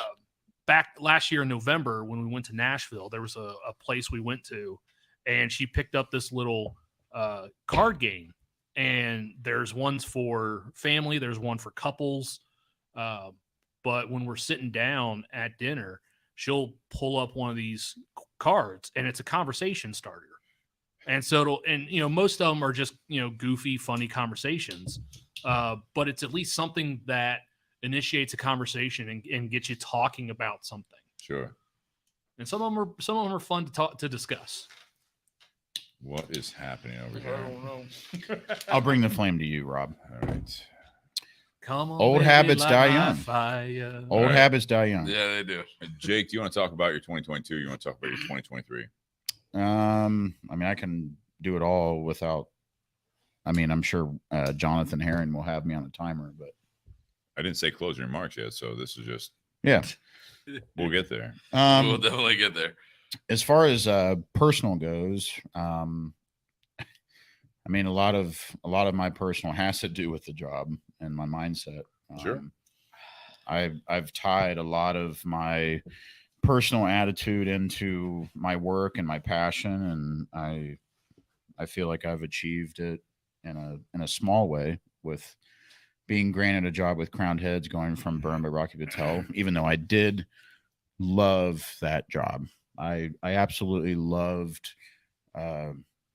Bern, Indianapolis. My heart will always be in that place, and I do miss it some days. I mean that was, when you walk into a building and it's kind of, I'm not even gonna try to associate me with like a mobster, but like those old like movies, like the mob movies when they walk in and they're like, "This is me. Yeah, this was me." Yeah,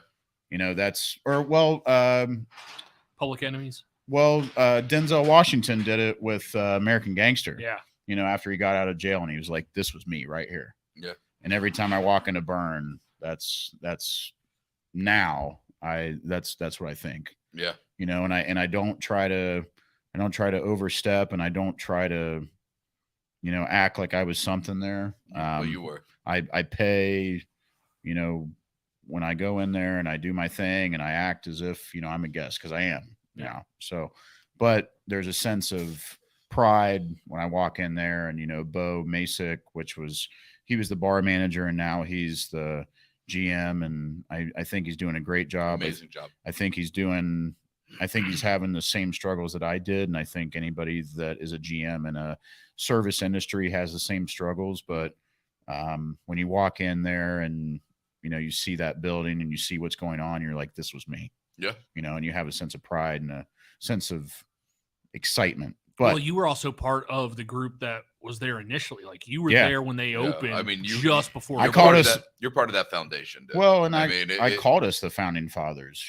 There was, and it's really cool to see now, what it's become and the buzz that's happened. But moving forward and seeing what's going on with Crowned Heads and seeing, the ears perk up when someone new comes in and says, certain things in our sales meeting, and I have certain ideas that comes down to the sales aspect of things and helping and just change some things, and it doesn't mean that they have to do what I say, obviously, right. But, just to have their ear and them respect it and acknowledge it. It's really exciting, especially for knowing my age. Steve used to talk about, and we talked about it a lot in the later days on this podcast about, my chip on my shoulder. And I think I still have a little bit of it, but I think it's gone away. And it's because, I've finally gotten to where I was, searching, 6 years ago. So, looking back on the past and learning about it and getting to this personal aspect of going through the changes and in my opinion, going to that next level, going from being a humidor manager to a GM of a multi-million-dollar lounge to now being on the road for a boutique company. But I have all that freedom. I have the freedom to make my own schedule within reason. I have obligations, but they don't ask me every day where I'm at, as long as I'm doing what I'm doing. So lucky you. Yeah. And it's really exciting. But as far as personal goes, that's intertwined with all that professionalism. Alicia, my fiance, and I are planning on getting married in June of this year, and we still have to get those invitations out just because a lot's changed. And Steve had mentioned it, where I don't know if anybody caught that, but the funny remark was that he mentioned that, what'd you say, Steve, that everybody's doing these big things all at once. So Lish and I are trying to get married. We're trying to buy a house back here in Ohio, and why don't get a fucking dog?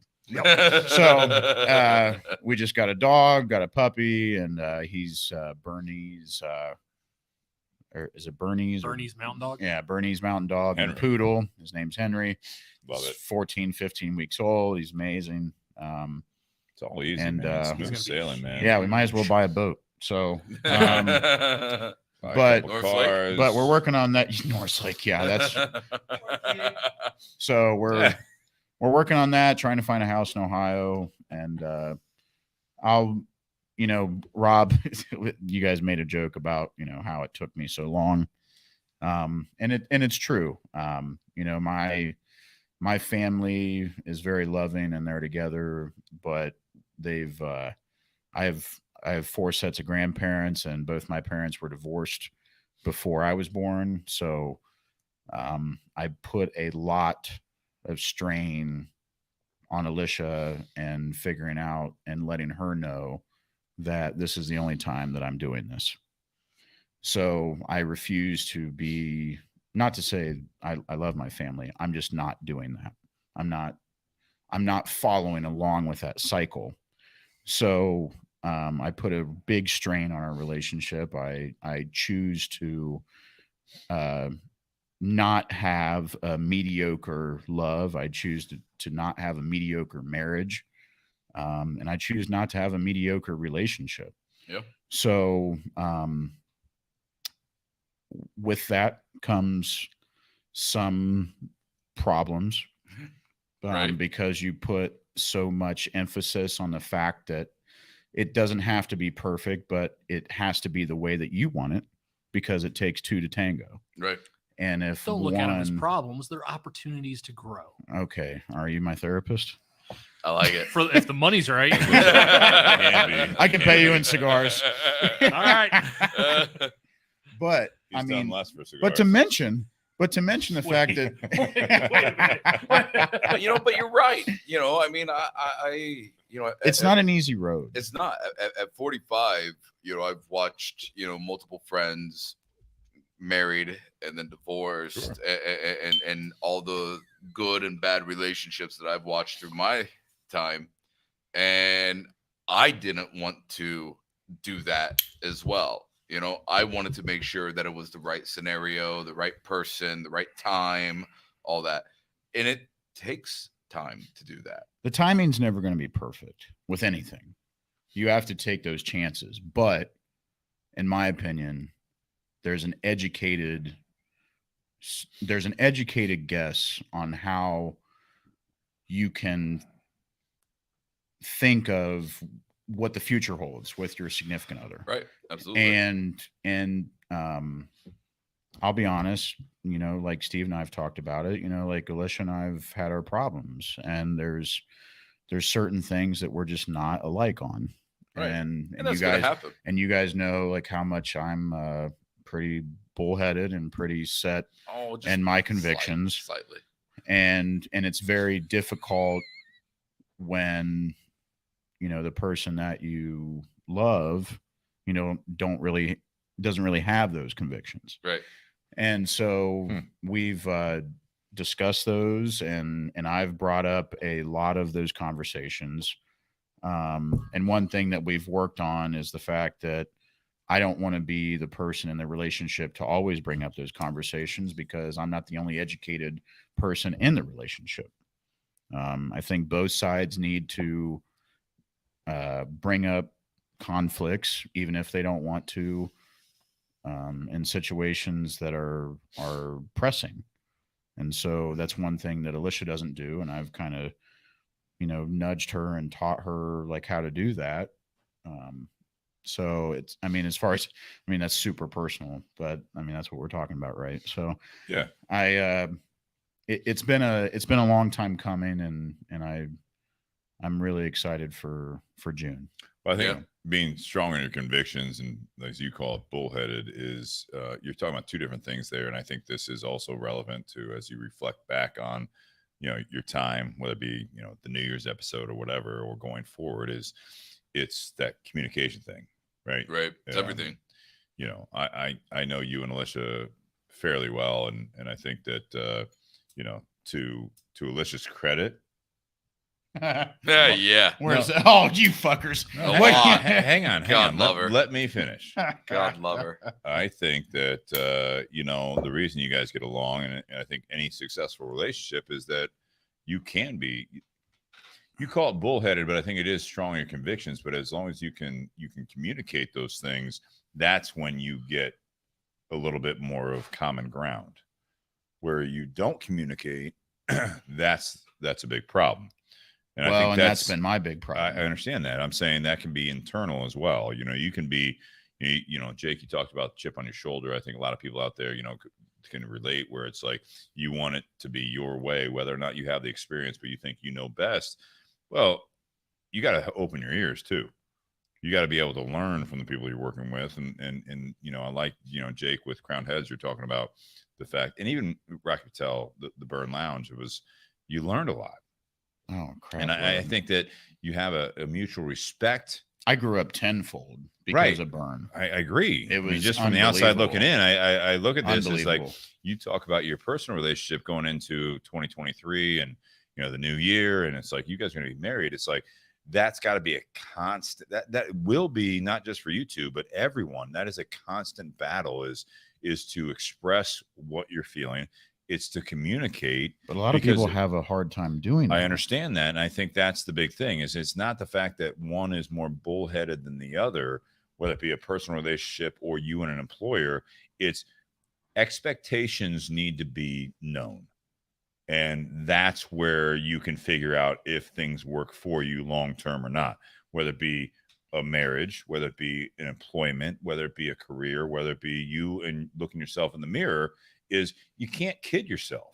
You can't just coast. When you can't kid your significant other either. I agree. And that's the communication. When you sit there and you allow your significant other to basically bulldoze you because you're not willing to speak up. That doesn't mean that the other person is not strong in their convictions. They already know. It's that communications. What will you allow? How does this look in the future? If you don't know, I mean, people take silence as a weakness a lot of times, which is the exact opposite. 100%. Yeah. So, not focusing on Jake and Alicia here, but in a relationship, whether it be a personal or no, go ahead. I want. No, I'm not. I'm literally not. I'm saying this is a great example. To do. Well, I'm also not your therapist. Not Phil. Fucking not Phil. Get Phil, Mike. Let's go another. We'll be on here for 3 more hours. No, but what I'm saying is that it's not hooked up to anything. That's the original Yeti mic. But my point is that silence is sometimes powerful, and it is short-sighted. My point is that you get that original. Alicia and I have walked through the steps, and I think we've seen the light a little bit, and we've had a lot of serious conversations that a lot of young couples have not had. And I would strongly, if any young couples are listening, I would strongly suggest that you bring up the conversations, the hard conversations that you do need to have, because that's one thing that I feel like I've had to push Alicia to do, is that, you know, is she better at it now? Has she called you out on your shit? It's in a work in progress. Has she called you out on your shit? Not a whole lot. Well, they should call him out on his shit. Well, it's not just that. It's one of those things where when you see that your partner is upset or having a bad day, it's not a simple, hey, how are you? It's, hey, honey, you know, like what the fuck is wrong with you? No. Wow. Rob is not a therapist. No. And I'm not either. None of us are. But I think quietness, yes. I think when we're sitting here smoking cigars and drinking whiskey, it sheds some light on things. But I think with like Alicia and I, it's, you know, it's one of those things where it's like she's in a bad mood or something. It's like, hey, what can I do to help? You know, it's going that extra step besides just saying, hey, how are you? What happens when you're in a bad mood? Well, that's one of the things that we've now. It's not, but it's not something that you guys think. It's I want her to not do what I'm saying. Is I don't want her to just come up to me and say, hi, hey, how are you? You know, there needs to be like a little bit more heart in it, and a little bit more love in it than, you know, just the basic motions. I can agree with that. I think that you guys have been together long enough, and there's no time limit on that stuff. But I will say this, going with the whole reflection versus you know, going forward, which I think the new year is very, very. And you guys can tell me if I'm wrong. Like, this is my therapy session, so. Dude, no one's wrong here. I think that that's the growth thing. is you talk to anyone that's been in a successful relationship. First of all, it's not always been successful, right? So there is a big aspect being included here.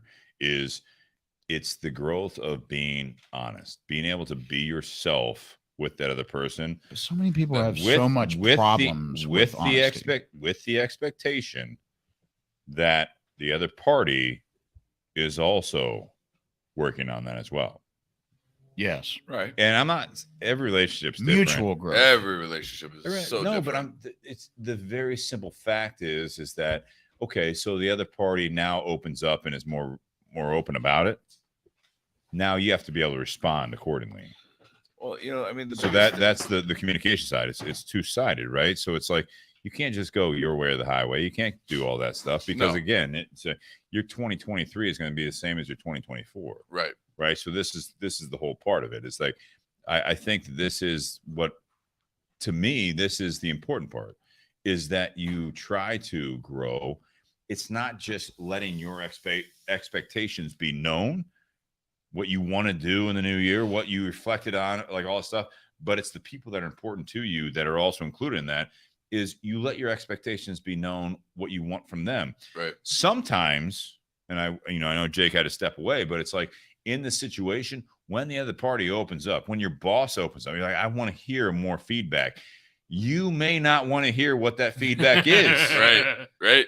When your fiance, when your wife, your husband, whoever you're talking to your parents, you're like, I feel like I just want to hear what you have to say. It's like, do you?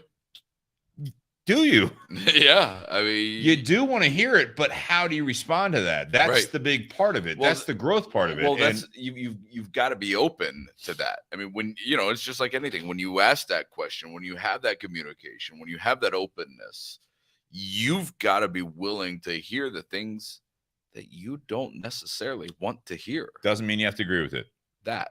It just, you have to hear it. You have to listen to it. You have to at least listen and you can't to just, it. You can't battle back. You're like, all right, here you now you're insulting me. Right.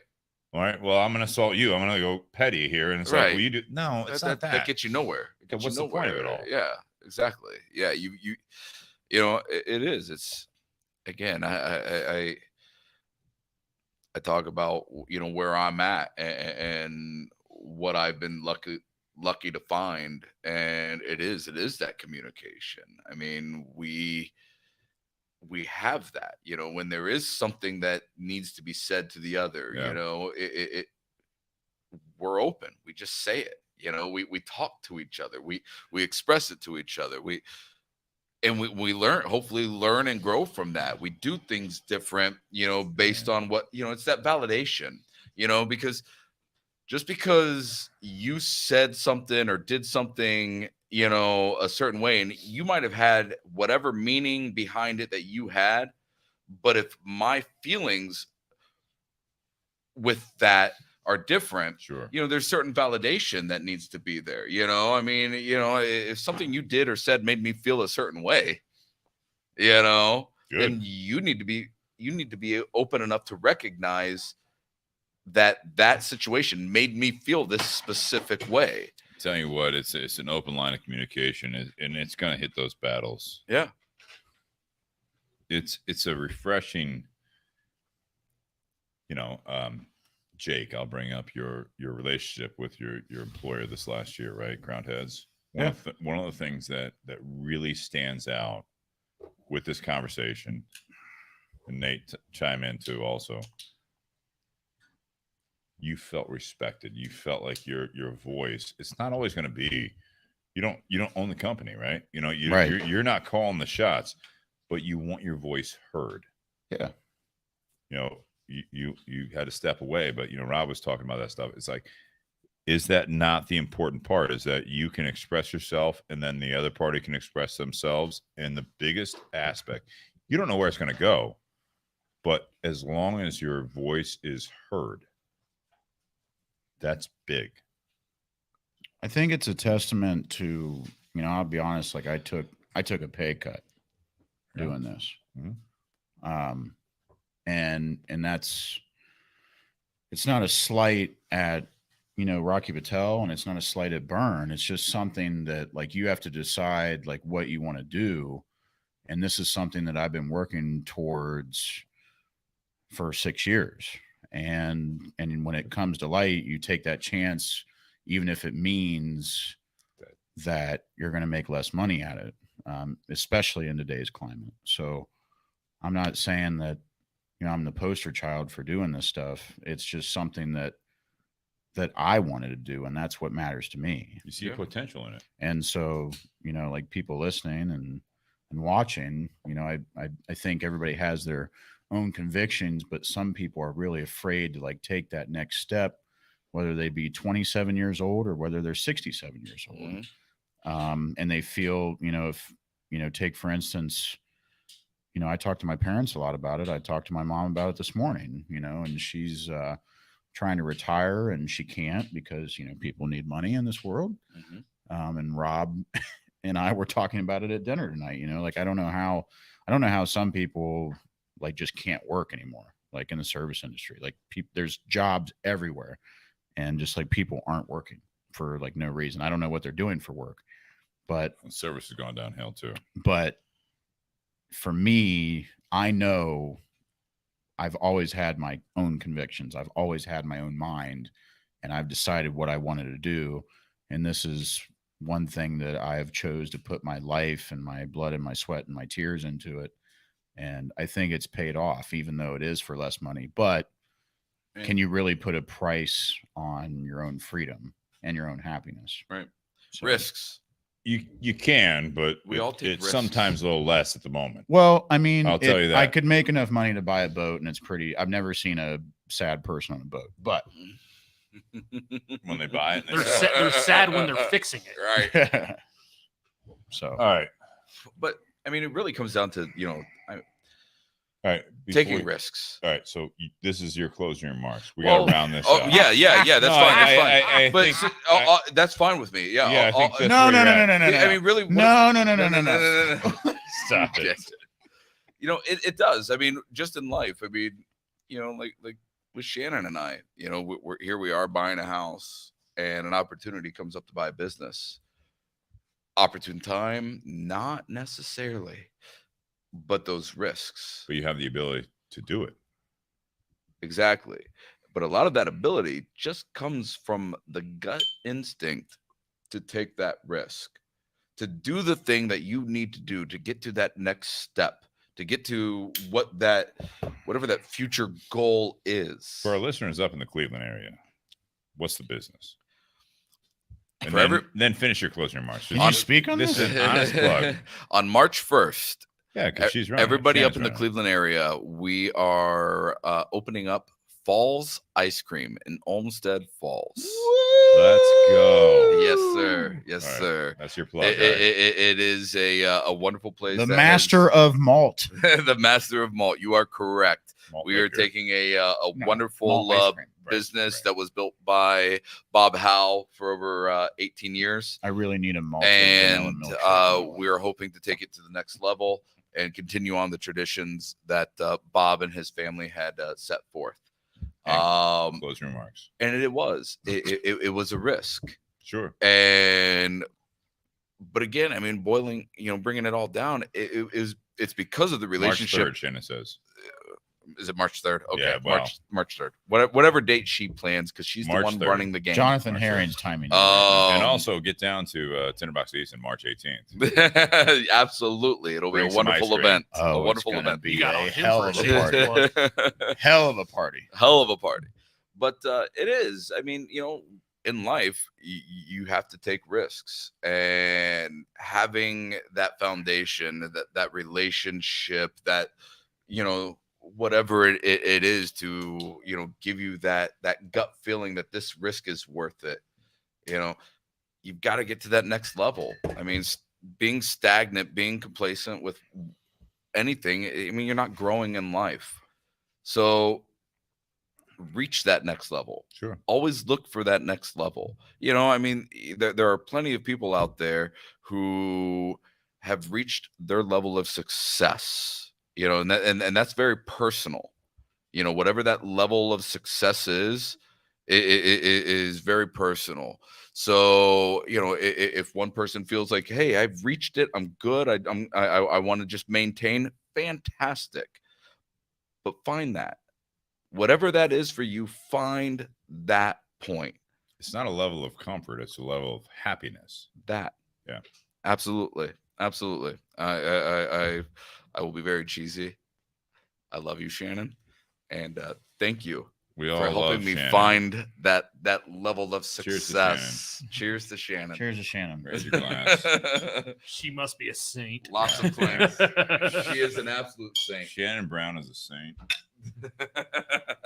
God bless. Dorothy Crane. Dorothy Crane is a saint. We know that. I met her once. I've met her once since we've known each other. You know that? She's still here. I know. I need to hang out with her more. Oh yeah. It's a nice lady. Yeah. Some may call her a saint. Some. Most. I don't know her that well, so I don't know. You called her a saint. Yeah, she's nice. Saint Dorothy. She's a nice lady. Absolutely. All right. Closing remarks. Jake, you want to be next? Do you want me to be? Nate, back to you with the weather. Let me light up this. It's gonna rain. Yeah. Getting warmer. Let Nate go. Well, there you go, Nate. Um, Former co-host Jake says, Nate. No, I don't have any clout anymore. If you want me to go, I'll go. It's not even the same garage. It's not. It's not. It's the same podcast. Legacy here. Now, when we started part 2, we were talking a lot of reflection. Yeah. On the past year, and I think that's a good thing. It's Jake had said earlier about not living in the past, but I think it's important to look at what has happened in the past. And for couples, it may actually be beneficial, like to actually write down, like, here's been some of the positives that we've gone through this year.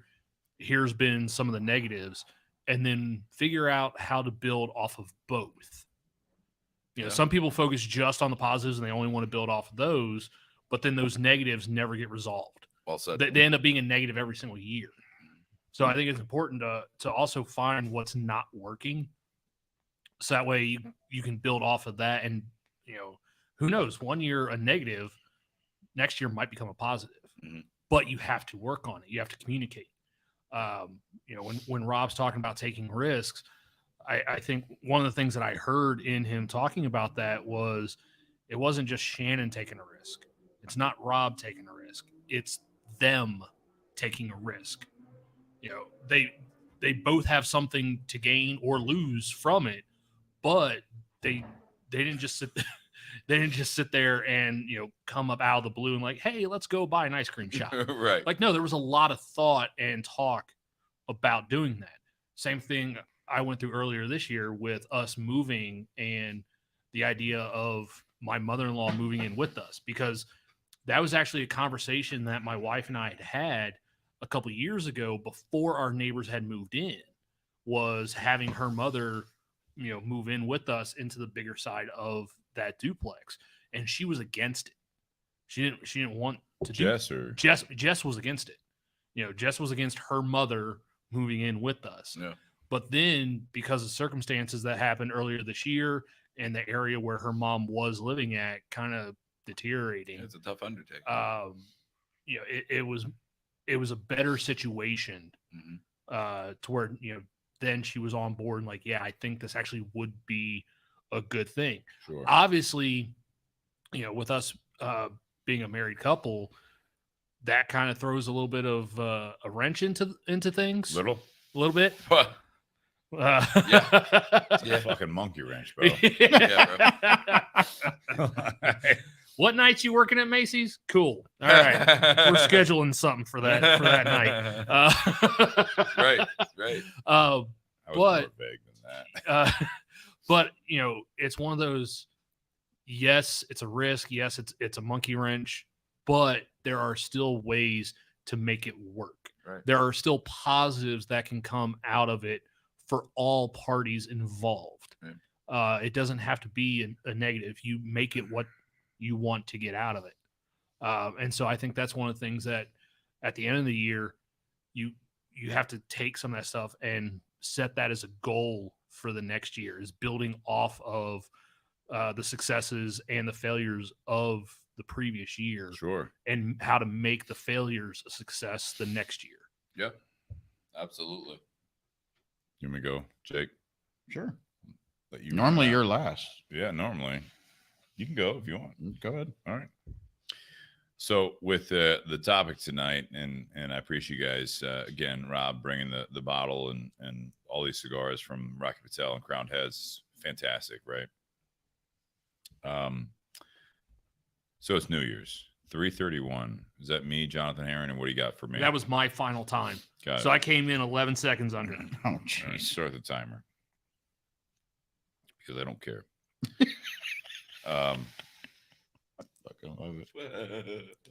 I love having these two guys on here for this episode, because it is, in my personal circle, it's cool to see what's happened in the last year with these guys. My 2022 is not the same as theirs. My 2023 is not going to be the same. My 2020 was not the same. My 2021 is not the same. All of this it's not always about, in my opinion, that it's going to be, this next year is going to be my best. It should be better than what you've been building up to. There's a constant progress there. Mm-hmm. The people that say that, oh, this is going to be my best year ever. Well, probably not. Right. The people that are like, I'm going to lose 20 pounds. Yeah, probably not. Probably a lot of people at the beginning of 2020 were like, this is going to be my best year. I will lose 20 pounds, Steve. That's fine. I'm with you. 2020, I had that where I was like, let's go. I mean, I don't use Twitter much. I actually did a tweet about that. Oh, you were on fire. Yeah, remember that? Oh, yeah. Yeah. You were on fire when I left. I was like, let's go. And then everything outside came crashing down. Mm-hmm. Still here. Better off. Had some down times, had some up times, all that stuff. And I think that it's constant battle. We put a lot of effort into, a lot of emphasis on these dates. And I think it's important to have these dates, like a New Year's, like a Christmas, like a Thanksgiving. We talk about on our Valentine's Day episodes, it's like, it's good to have those reminders, but it's not just the calendar dates that you need to really push forward and enjoy life.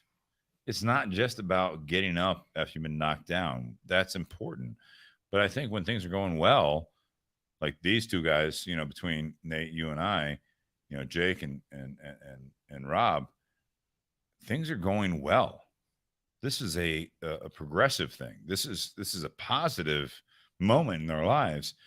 And if you don't really build off of it, that's a shortcoming of you. Mm-hmm. You should appreciate things. When things are negative, it's so easy to reset, like you were saying, Nate. It's so easy to reset. When things are going well, it's really easy to take things for granted. Coast. Mm-hmm. Coast, yeah. You take it for granted and you coast. What I encourage everyone, myself included, I'm talking to myself here, is when things are going well, let's go. Let's build off of it. It's not about what social media sees, what your friends see, all that stuff. It's about when you wake up in the morning, are you ready? Are you excited? I think, Jake, you getting married this next year, you have a fiance. Rob, you have a fiance. You guys have good jobs. You're doing things. There's a lot of moving parts. It's so rapid waters style of things that you can be thrown off the boat, and you don't want to be, but if you are, you gotta survive. I think Nate's good at that. Yes. And I think that we can all learn from each other on this, and everyone listening out there, hopefully you got something from it that, I learn from these guys every week, whoever's in the garage, and these guys especially, every time they're in here. I learn so much from these guys, just listening to them. And I apply it when things are going well. for me, which is what's happening going into 2023. Things are going well. I'm really excited to be aggressive going into 2023 with things coming out of 2022. All the pros and cons. I'm sorry. I didn't know I was a comedian. You're not. I'm sorry. All I can encourage you guys to do is absolutely ride the waves.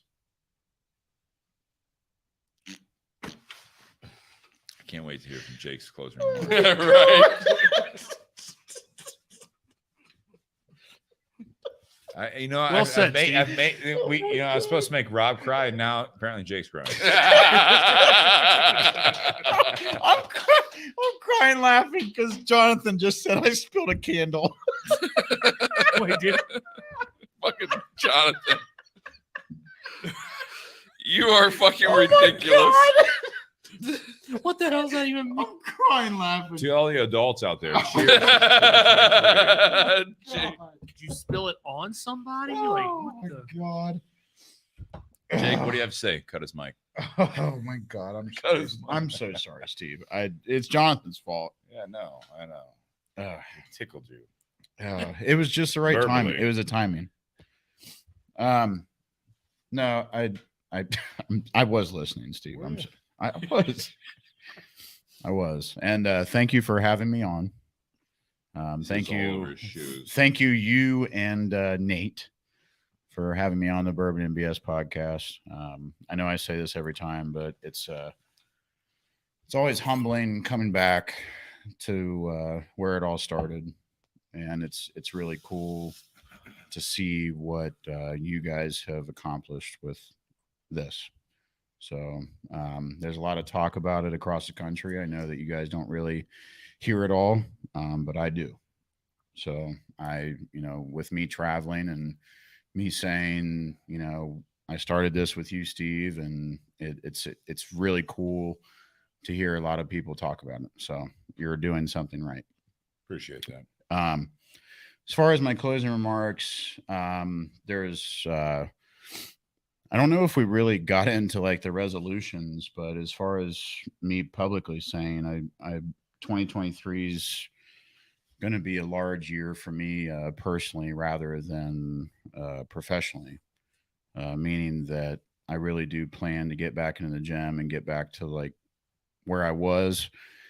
Maybe not get back to squatting 635 pounds and benching 440 pounds and all that crap. Getting older, man. But I definitely want to, lose 20 pounds or more and get ready for the wedding and kind of feel better about myself physically. So that's a big step coming from someone that, all he ever knew was football and school and the girl he was dating in the gym. And then leaving that for 4 or 5 years and then trying to get back into it. But that's my goal. And the girl's still here. The girl's still here. It's been definitely a long conversation for the both of us, just because like there is that physical thing with each other. Like in my opinion, the first thing that you see with your significant other is the attraction. So if they're not really attractive, then it doesn't really work. So that's my goal to work on in 2023. And I really want to achieve that for myself and for her. I think that'll make me feel better, one. And even though that I do have a lot of convictions, I think it'll make those even more pure with me gaining more of that confidence. So nice. It'll be good. Another one is that I do want to be more comfortable. It may not seem like it, but I do want to be more comfortable in my own skin, as far as understanding that I don't know if people know this, but like I still do battle a little bit with loving bourbon and loving cigars and like doing that whole thing and not trying to overindulge because I am religious. And I don't want that to be like a staple of mine and a reputation of mine. Unfortunately, I think with Burn, it kind of happened that way. and especially with this podcast. But there's a parable. Jesus turned water into wine. Yeah, well, I turned it into whiskey, and there wasn't a whole lot of corn in Jerusalem. I don't think. No, but there is in America, and that's where we live. So I think that's historical. That's sort of happened with me, and even though that I do indulge and overindulge in it because of the flavor profile, I did last year. I did do a sober January, and it actually worked out really well. We're doing it this year. I'm gonna do a February, the shortest month. Well, I knew you were going to say. I knew somebody was going to say that. I knew somebody was going to say that. But the reason why I'm doing that is because I can't possibly do that with our sales team going down to the Dominican Republic and being in a house all together. Sure. So February seems like it's going to be the best month, and I'm going to do that again to kind of reset and rewire myself and make sure that I don't have a true issue. So, but again, no wine on Valentine's Day. No wine on Valentine's Day. See, this is what everybody said last year in January. No, Jake, you can't do that. Well, I'm not discouraging. I disapprove. I think you sounded like Dino Tripodis in that one. Where's Whiskey Business when you need them? Yeah, you gotta get back on. Oh, I miss those guys so much. But good people. Anyways, those are my goals, resolutions for 2023. This has been one freaking hell of a year for me, and it's 100%. It just keeps growing and growing, and I appreciate you guys for your testaments about myself. It makes me feel better about myself, and it's a testament for myself in my own mirror. So I greatly appreciate it, and I love you guys. So thanks for having me on. Well, I'll say this as the long-standing host of the show. As we go into 2023, this is the last time you guys will hear from us until next year. Nate, see you next year. Nate, extremely proud of you, what you've accomplished. Rob, blown away. You got a girl to say yes.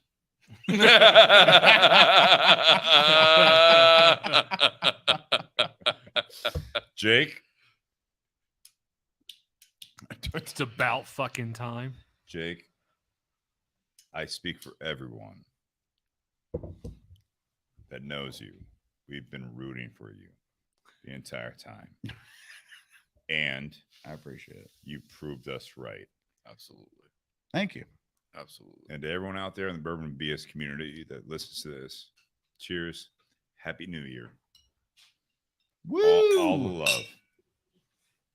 Still, the BS Gold is the best cigar that nobody knows about, is what I've always said. We'll see you in the new year.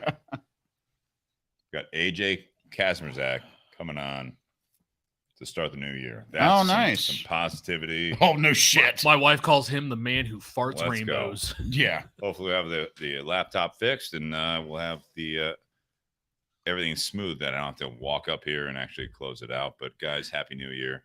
Love you all. Thank you, everyone. Love strong. Cheers. Cheers. Is that Live Strong or Love Strong? Strong. Oh, okay. Absolutely. No Neil Armstrong shit. No. Oh, okay. No. Got it. Neil Armstrong? Yeah, that guy. The other guy. Lance Armstrong? Yeah, that one. I'll say Neil Armstrong walked on